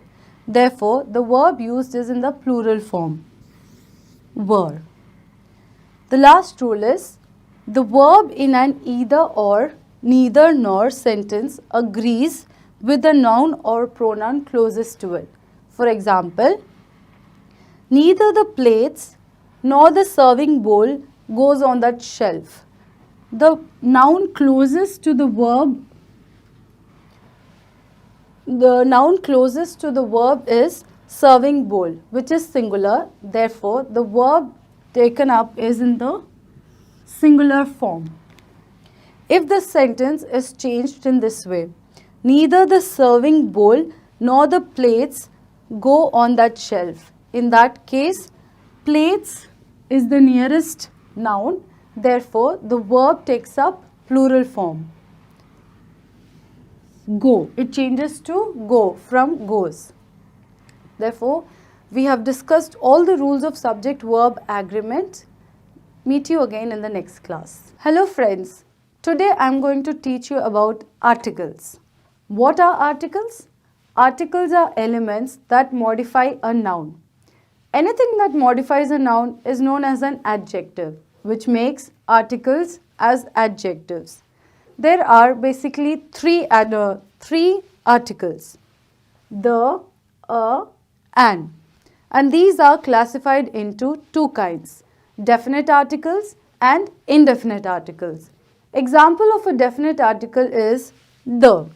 What does a definite article mean? Definite article identifies a definite or particular noun that we know of because it has been mentioned earlier. We do not use definite articles for those nouns that are not mentioned earlier. Let's come to the next kind of article, which is the indefinite article. Examples of indefinite articles are a and an. What are indefinite articles? Basically, indefinite articles are used to introduce something that has not been mentioned before. And one of the rules to remember in using indefinite articles is that these are not used in front of plural nouns. And another rule which is worth remembering about indefinite articles is that usage of a is used, that is, article a is used only in front of words that start with a consonant, and the article an is used before words that begin with a vowel. Let's talk about the rules that are to be followed in the usage of the article the. The first rule is when there is only one such person. For example, the Pope, the President of the United States. There is just one Pope, or there is just one President of the United States. Therefore, the usage of the. The next rule is before names of famous buildings. For example, Eiffel Tower, the Eiffel Tower, the Great Wall of China. Before a singular noun that refers to a whole class or group of people or things. For example, middle class, that is a whole class. The homeless, that is a group of people who are homeless. Therefore, the usage of the word, that is the article the. Before special names of rivers, the Nile, the Dead Sea. Before certain organizations, for example, the United Nations, the Republican Party. Before nouns such as places we know of. For example, we arrived at the ferry terminal for our trip. Here, there is a familiarity with the ferry terminal, therefore usage of article the. Before abbreviations, the BBC. BBC means British Broadcasting Corporation. Therefore, in front of abbreviations, article the is used. Let's learn about the different rules regarding usage of article a. The first rule is when we mention something for the first time. For example, I saw a dog. Therefore, article a is used because the dog was seen for the first time. The next rule is before a word which begins with a consonant. For example, there is a woman waiting for you. The word woman starts with a consonant, therefore article a is placed before it. The next rule is before a word with a long sound of u. Examples of this rule are a university, university. Therefore, university has a long sound of u and hence the usage of article a. Another example is a uniform. Next rule, before the word one, because one sounds as if it begins with a W. W. A one-way street. That's our example for this rule. The next rule is, it also means one. We can use a or one as follows. He keeps a dozen snakes as pets. This can also be written as he keeps 12 snakes as pets. Therefore, the word one can be replaced by article a. The next rule is sometimes it is better to use a instead of one. Example of this rule is she wiped up the vomit with a mop. It would be very inappropriate to say she wiped up the vomit with one mop. Therefore, the article a has replaced one. The last rule is we can use a before a proper noun. For example, a Mr. Brown called to ask about the money. Proper noun over here is Mr. Brown. Therefore, usage of the article a in front of proper noun Mr. Brown. Let's do the rules regarding the usage of article an.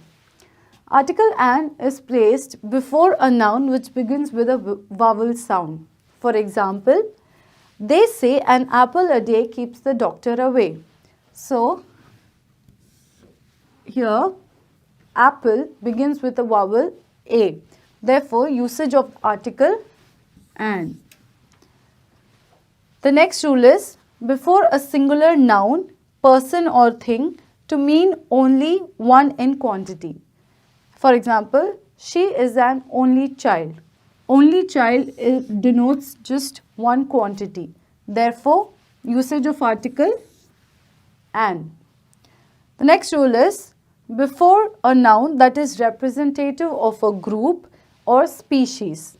For example, an ostrich has only 2 toes on each foot. Here, the word ostrich represents the whole group of birds called ostriches. Therefore, usage of article an over here. Next rule is before a noun that begins with a silent H. For example, an hour, an honest man. These are words beginning with silent H. Therefore, usage of article an in front of them. The last rule is before abbreviations, some of which begin with a consonant. For example, in this sentence, he wanted to be an MP but was not elected to be one.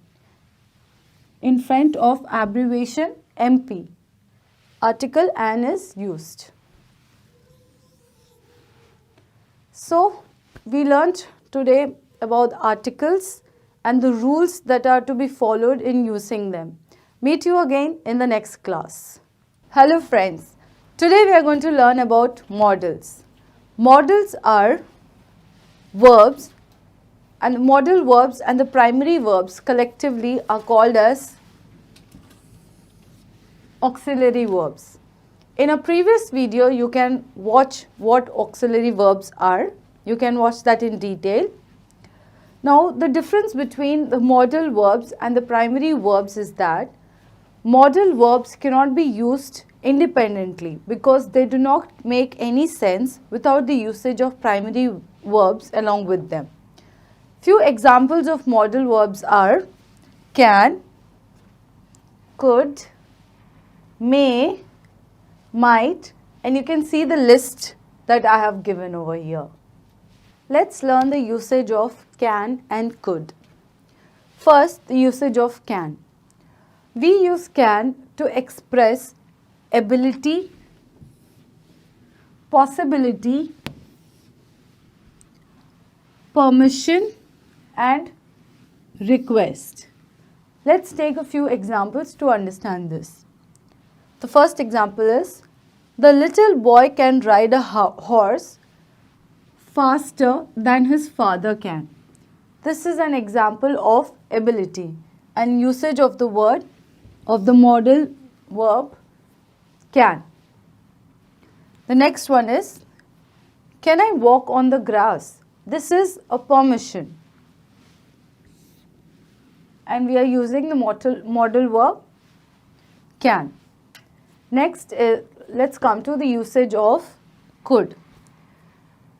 Could is basically the past tense of can, and this is used to express request, possibility, ability, permission, and suggestion. Let's take a few examples to understand this.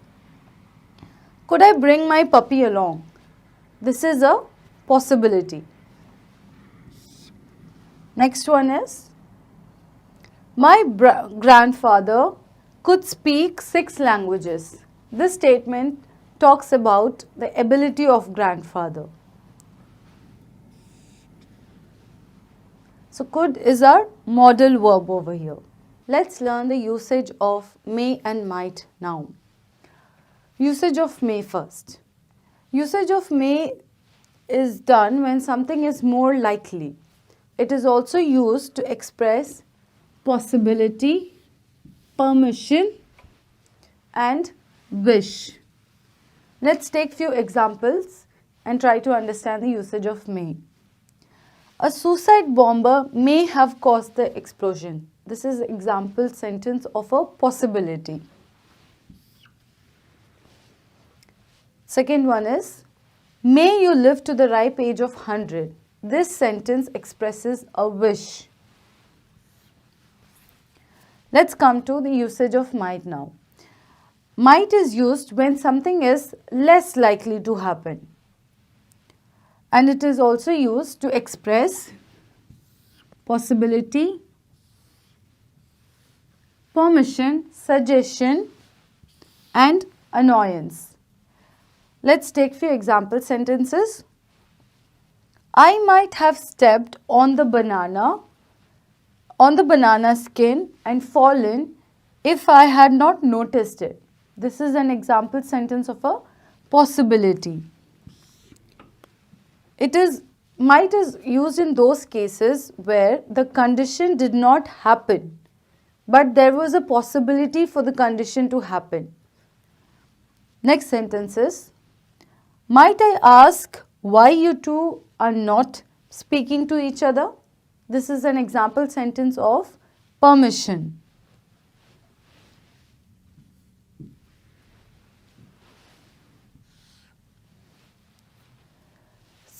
May and might are such modal verbs which are interchangeable. That is, you can replace may with might or might with may in your sentences. They are interchangeable. Let's learn about the usage of word will and would. Will is used to express future tense, willingness, request, possibility, order, and habitual action. Let's take few examples. We will be at the funeral gathering tomorrow. This sentence talks about a situation which will take place in future. Therefore, usage of the modal verb will. Let's take another example. I will volunteer as witness to the hit and run accident. This sentence talks about a situation where there is a willingness. Therefore, usage of the word will. Now let's come to usage of would. We use would to express a condition, advice, request, intention, and opinion. Let's take few example sentences. I think you would command more respect if you talk less. This is a conditional sentence because it talks about a condition where if you talk less, then you would command more respect. The next sentence is, his behavior is not what she would expect from a gentleman. This is an opinion held by some person. Therefore, usage of the modal verb would.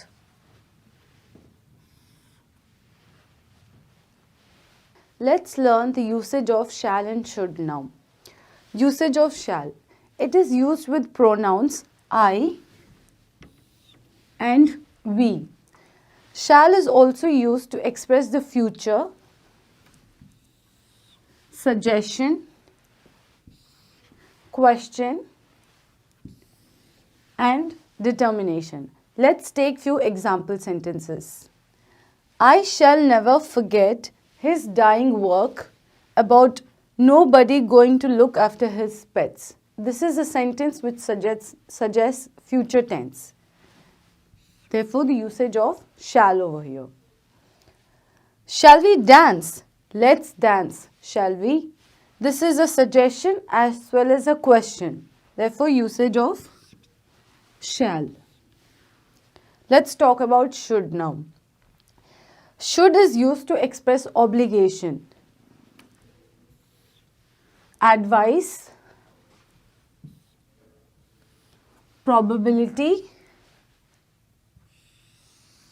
conditional surprise, and suggestion. Let's take few example sentences. He knows he should remain faithful if he wants his marriage to last. This is a sentence which shows obligation. Let's do another sentence. You should go back to your husband. This is a sentence which shows suggestion.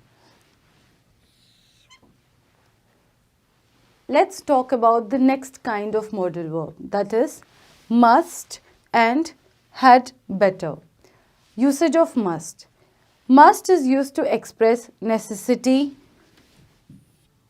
opinion,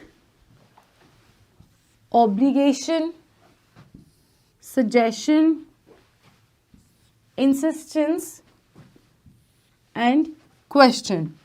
Let's take few examples. I haven't eaten a pear for a long while. I must pluck one from my neighbor's tree.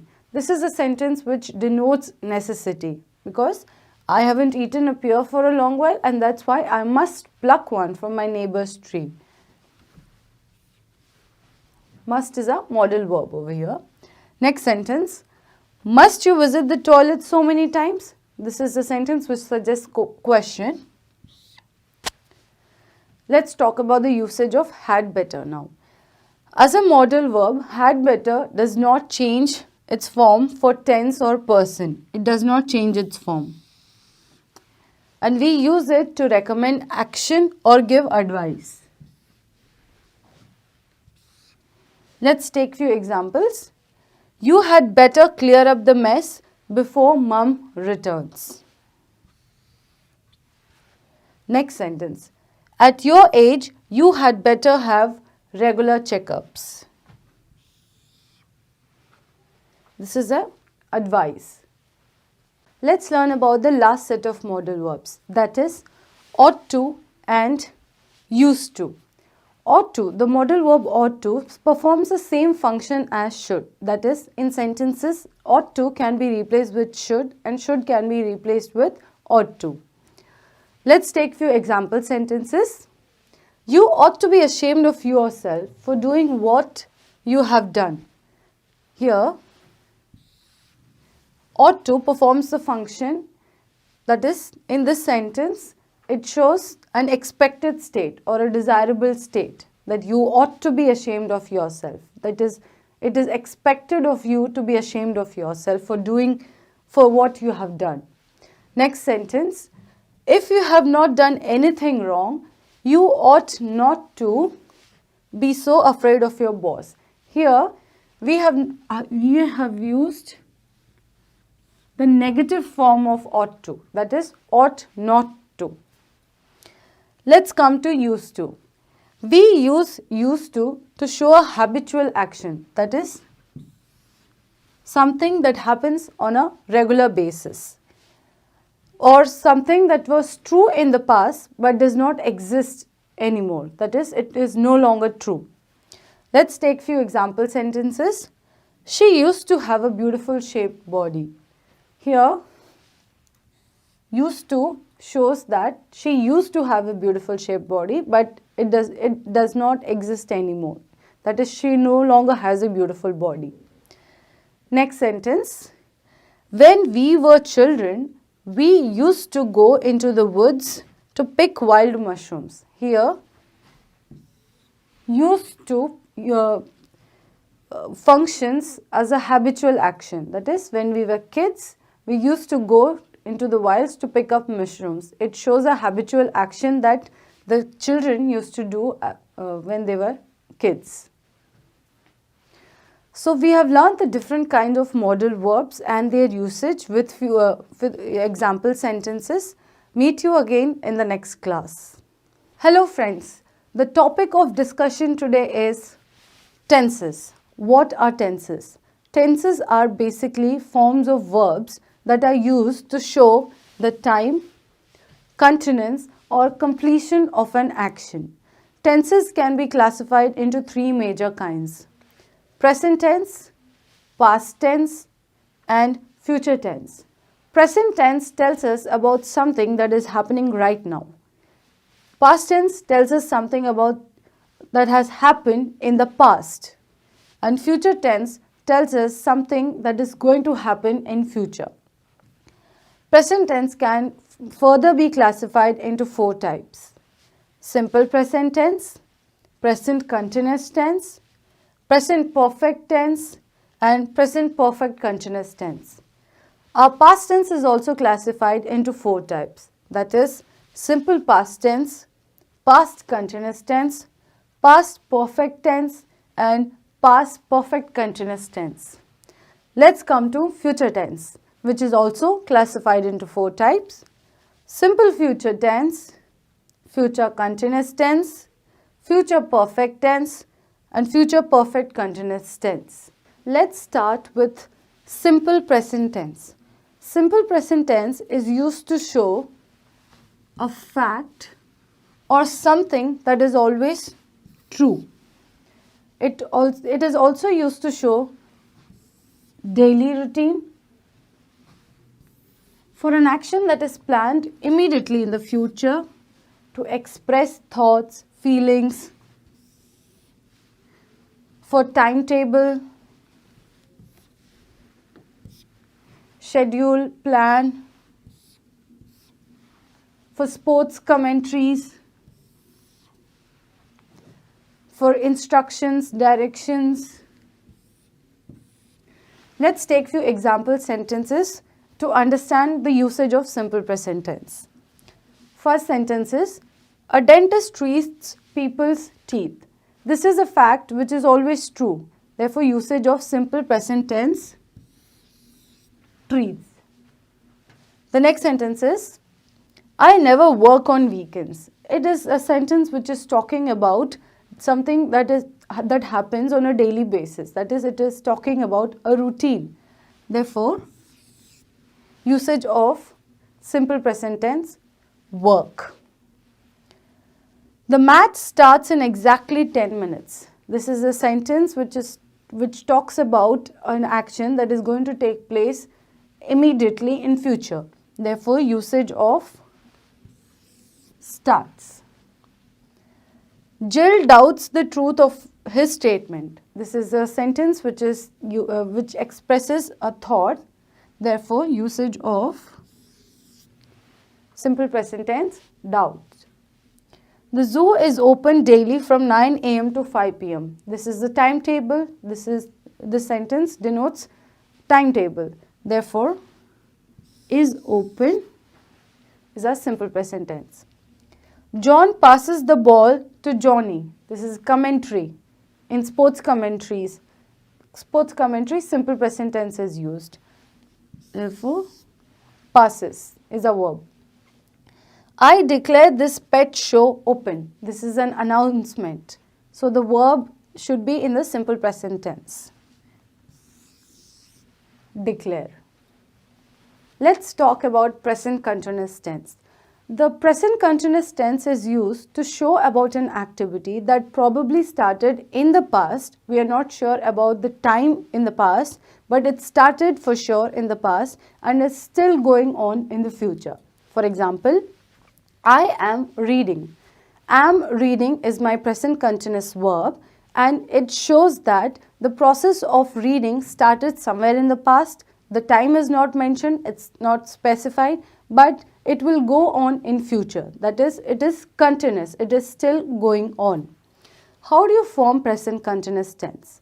Present continuous tense is formed by adding the simple present tense of the verb to be, that is am, is, are, plus present participle of the main verb, that is the main verb plus ing. For example, I am eating a pie for lunch. Am eating is my present continuous verb, which shows the present continuous tense, and it can be separated as, am eating is separated as am plus eat plus ing. That is, it is formed by adding am, which is the present tense, simple present tense of the verb to be, eat is a main verb, plus when I add ing, it becomes the present participle of the main verb. Let's take another example. Jack is teaching at a secondary school. Is teaching is my present continuous verb. Next sentence, pollution is causing global warming. Is causing is my present continuous verb, which is formed by adding is plus the verb, main verb cause, cause, plus ing form of the plus ing, which makes it causing. Let's talk about present perfect tense. The job of a present perfect tense is to join past with the present. That is, it talks about an action that probably started in the past. The time is not specified, but is ending at the present. That is, it is not continued in future like the present continuous tense. For example, Frank has gone. When I say Frank has gone, it denotes that Frank probably died in the past and is no longer with us. Therefore, has gone is a present perfect tense verb. Let's come to now the forming of present perfect tense. It is formed by adding have or has plus past participle of the main verb. For example, he has broken a glass. Has broken, which is a present perfect tense verb, is formed by adding has plus past participle of break, which is broken.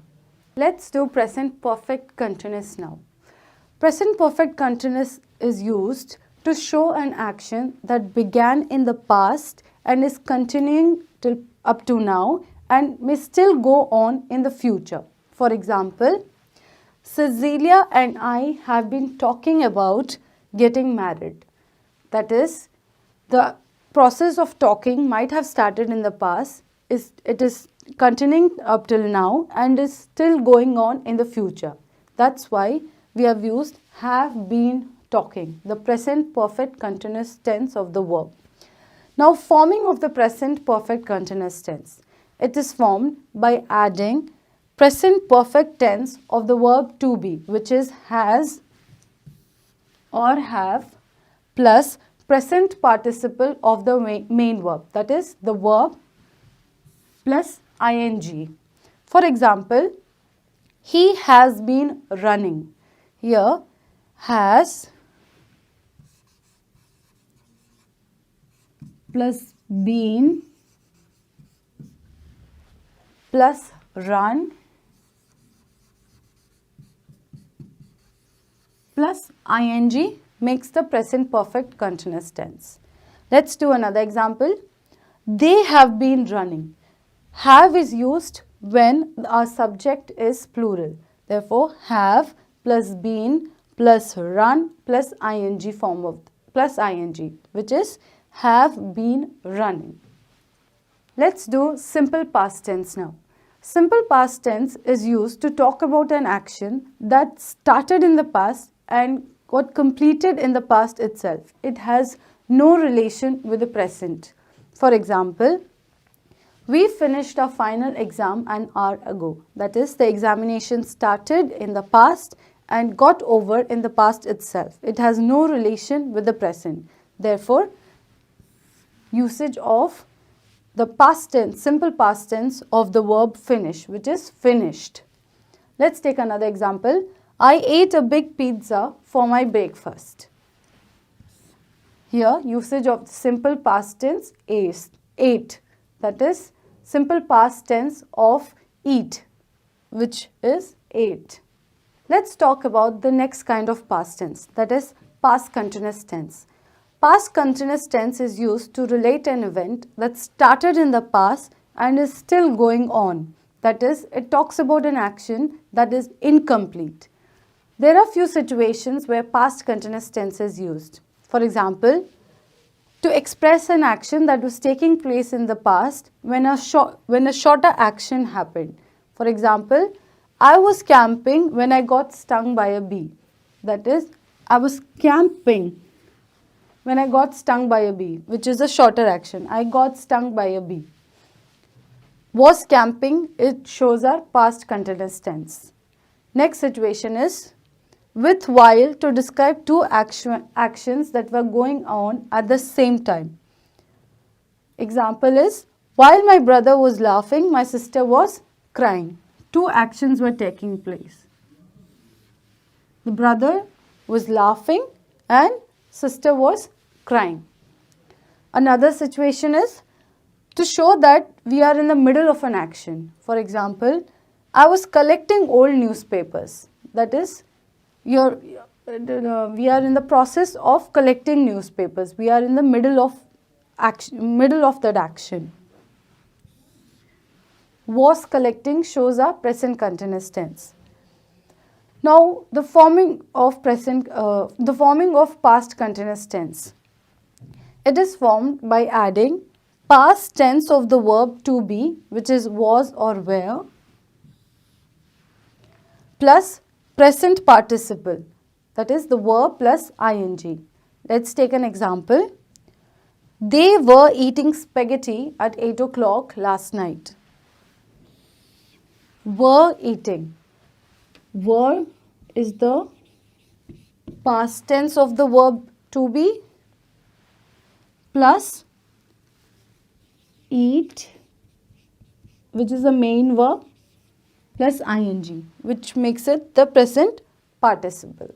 Let's talk about the next kind of tense, which is past perfect tense. Past perfect tense is used to describe an event that was completed in the past before another event was completed in the past. Through this tense, we can identify which event took place first. For example, they had already finished their dinner when I arrived to join them. In this sentence, the first action that took place was the process of having dinner, and the next action was the arrival. This we know through the usage of past perfect tense. That is, had already finished their dinner. Therefore, the process of having the dinner took place first and the arrival took place later on. Forming past perfect tense.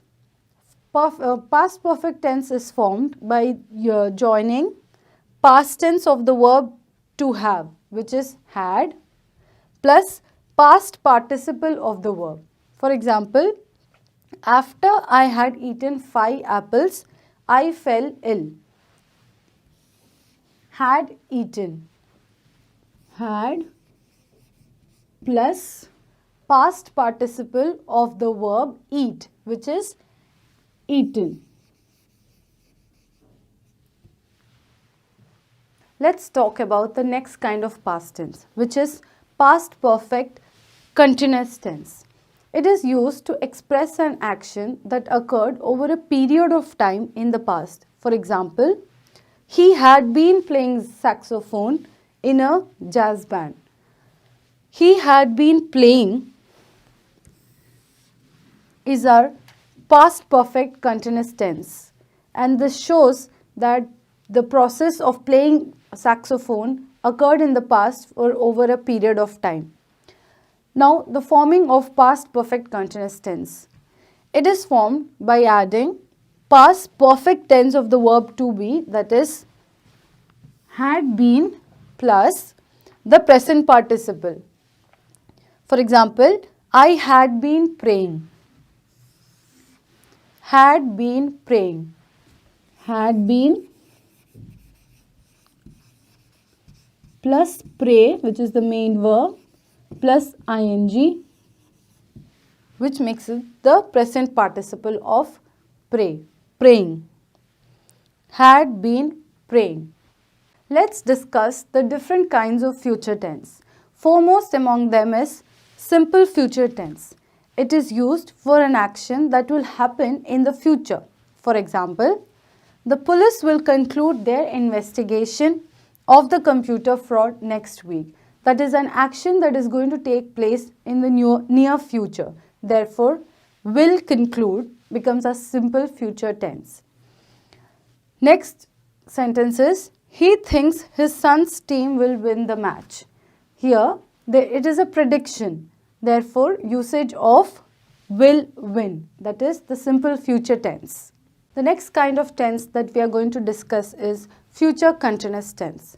Future continuous tense is used for denoting an action that lasts for a period of time in the future.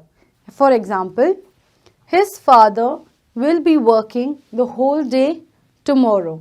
In this sentence, the process of working will last for a period of time in the future. Therefore, usage of future continuous tense over here. Will be working denotes future continuous tense. Forming of future continuous tense. How do you form future continuous tense? It is formed by adding the future tense of the verb to be, which is shall or will be, plus the present participle.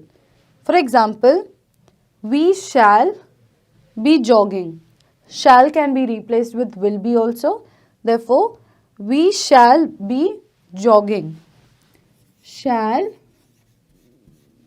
plus jogging.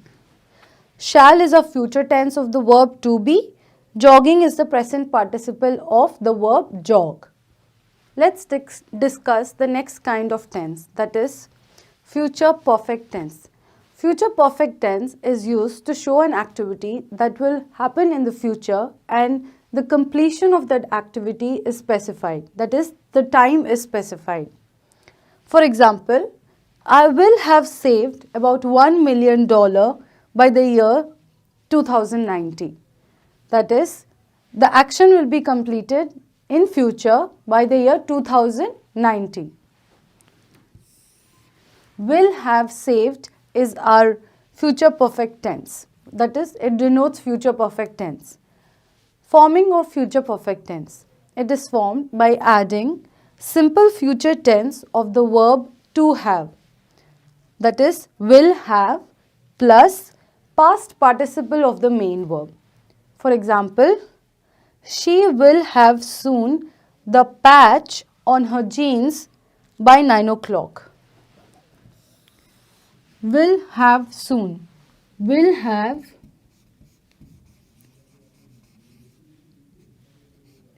is the simple future tense of the verb to have plus past participle of the main verb.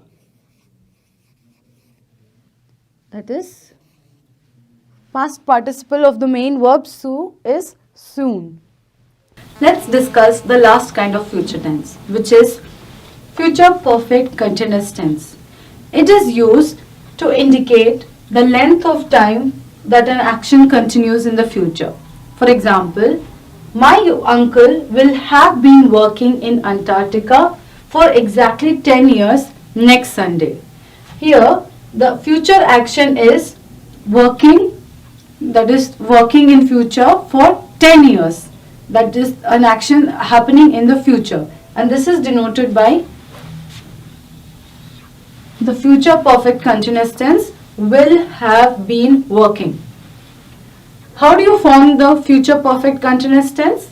It is formed by adding the future perfect tense of the verb to be, which is shall or will have been, plus a present participle. Let's take an example. We will have been waiting for more than 50 minutes by the time the bus arrives. Here, will have been waiting. Will have been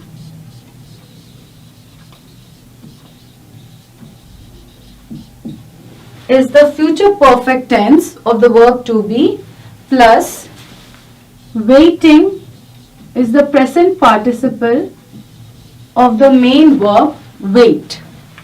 Therefore, now we have covered all the types of tenses. Meet you again in the next class. Let's sum up the different kind of tenses. I've picked one example which I'll write in different kind of tenses. For example, I work in a bank. This is in simple present. The verb is work. Next is present continuous. The same sentence is written as I am working in a bank. Next is present perfect tense. I have worked in a bank. Next is present perfect continuous tense. The example would become I have been working in a bank. Let's come to past tense, simple past. I worked in a bank. The verb work becomes worked in simple past. Past continuous, I was working in a bank. Was working is a past continuous tense verb. Past perfect tense, I had worked in a bank. Had worked is a verb. Past perfect continuous tense, I had been working in a bank. Had been working is our past perfect continuous tense verb. Let's come to simple future now. I will work in a bank. The verb work has now become will work. In future continuous, it will become I will be working in a bank. Will be working. Future perfect tense, I will have worked in a bank. It becomes will have worked. Next is future perfect continuous tense. I will have been working in a bank. The verb work becomes will have been working in future perfect continuous tense. So today we have spoken about the different kinds of tenses. Meet you again in the next class. Hello friends, the topic of discussion today is voices. Every verb has two kinds of voice, that is active voice and passive voice. What is active voice? Active voice is the form of a verb where the subject of the verb does the action. For example, cats ate the fish. Here, our subject is cat, the verb is ate, and the fish is our object. Cats is subject, ate is our verb, and the fish is our object. The doer of the action, that is eating, is our subject. Therefore, the voice of the verb is active voice. Let's do the next kind of voice, which is passive voice. Passive voice as the form of a verb where the action is done on the subject. For example, the fish was eaten by cats. Here, the subject is the fish and the verb is was eaten. The action is being performed on the subject, that is, the fish was being eaten. Therefore, the voice of the verb is passive. So, today we have spoken about the active voice and the passive voice. Meet you again in the next class. Hello friends, today's topic is punctuation. Punctuations are used so that reading and writing becomes easier. There are different kinds of punctuation. Foremost among them is full stop or period. It is denoted by a dot. A full stop is placed at the end of a sentence. For example, I like her. This is a sentence. Therefore, a full stop is placed at the end of the sentence. Next is comma, and it is denoted by this symbol. A comma is used to separate words in a list or phrases or clauses. For example, we saw tigers, lions, elephant and zebra in the zoo. We have used comma because we are listing different kind of animals. Next is question mark. and the symbol used for a question mark is this one. A question mark is placed at the end of a sentence to ask a question. For example, what is your name? This is a question. Therefore, we have used a question mark at the end of the sentence. Next is exclamation mark, and the symbol used for an exclamation mark is this. An exclamation mark is used after interjections and commands. For example, hooray, we won. So this is our exclamation mark at the end of the sentence. The next punctuation is colon, and it is represented by the symbol that is two dots placed one below each other. A colon is used before a list and usually after as follows. For example, this box contains the following items: bandages, plasters, lotion, medicines, and a pair of scissors. This is our colon used in the sentence. Next is semicolon, and the symbol used for semicolon is a dot and a comma placed one below each other. A semicolon is used to join two sentences, independent clauses, or a series of items which are closely associated in meaning. For example, he gives up smoking, semicolon. Obviously, he fears contracting one of the smoking related diseases. Here, the semicolon joins clauses. Next is apostrophe, and the symbol used for apostrophe is, it's like a comma but placed above. This shows, apostrophe is used to show the possessiveness of a noun. For example, this is my uncle's pipe. Uncle's pipe, my uncle's pipe. So apostrophe is used to show the possessiveness, and the symbol is used in this way. Let's do the next kind of punctuation. It is hyphen. The symbol of a hyphen is as shown on the board. A hyphen is used to join two words or more to form a compound word. For example, good looking. It joins the two words good and looking. Next word is mother-in-law. It joins the word mother in and law to form the compound word mother-in-law. The next punctuation is quotation marks. A quotation mark is used to show the beginning and end of a reported speech. For example, stop looking at my hair, she said to me. Stop looking at my hair is the reported speech, and it is placed within quotation mark. One point to be remembered is that the any other punctuation is used within the quotation mark. For example, the full stop is placed soon after the full stop placed soon after the sentence is placed within these quotation marks. So today we have learnt the different kinds of punctuation that are to be used. Meet you again in the next class. Hello friends, today's topic is direct speech and indirect speech.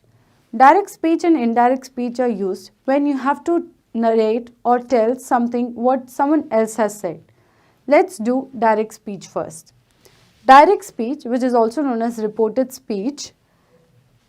In direct speech, we report the exact words spoken by someone else, and the spoken word is placed within quotation marks. For example, be careful. Keep your eyes open, she said.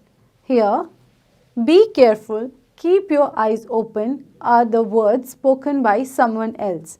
Therefore, these are placed within double quotation marks. Let's do indirect speech now. In indirect speech, we do not repeat the exact words spoken by someone else, and the words are not placed within quotation mark, plus the tense also changes. For example, I am homesick, she said.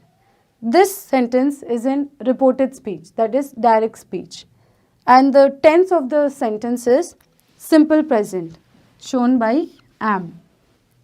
When I have to write this in indirect speech, then it will be written like, she told me that she was homesick. Here we haven't used the quotation marks and these are not the exact words of the speaker. But it catches the essence of what the speaker was trying to say. Plus, the tense has changed from simple present to simple past. So, we have learned direct speech and indirect speech today. Meet you again in the next class.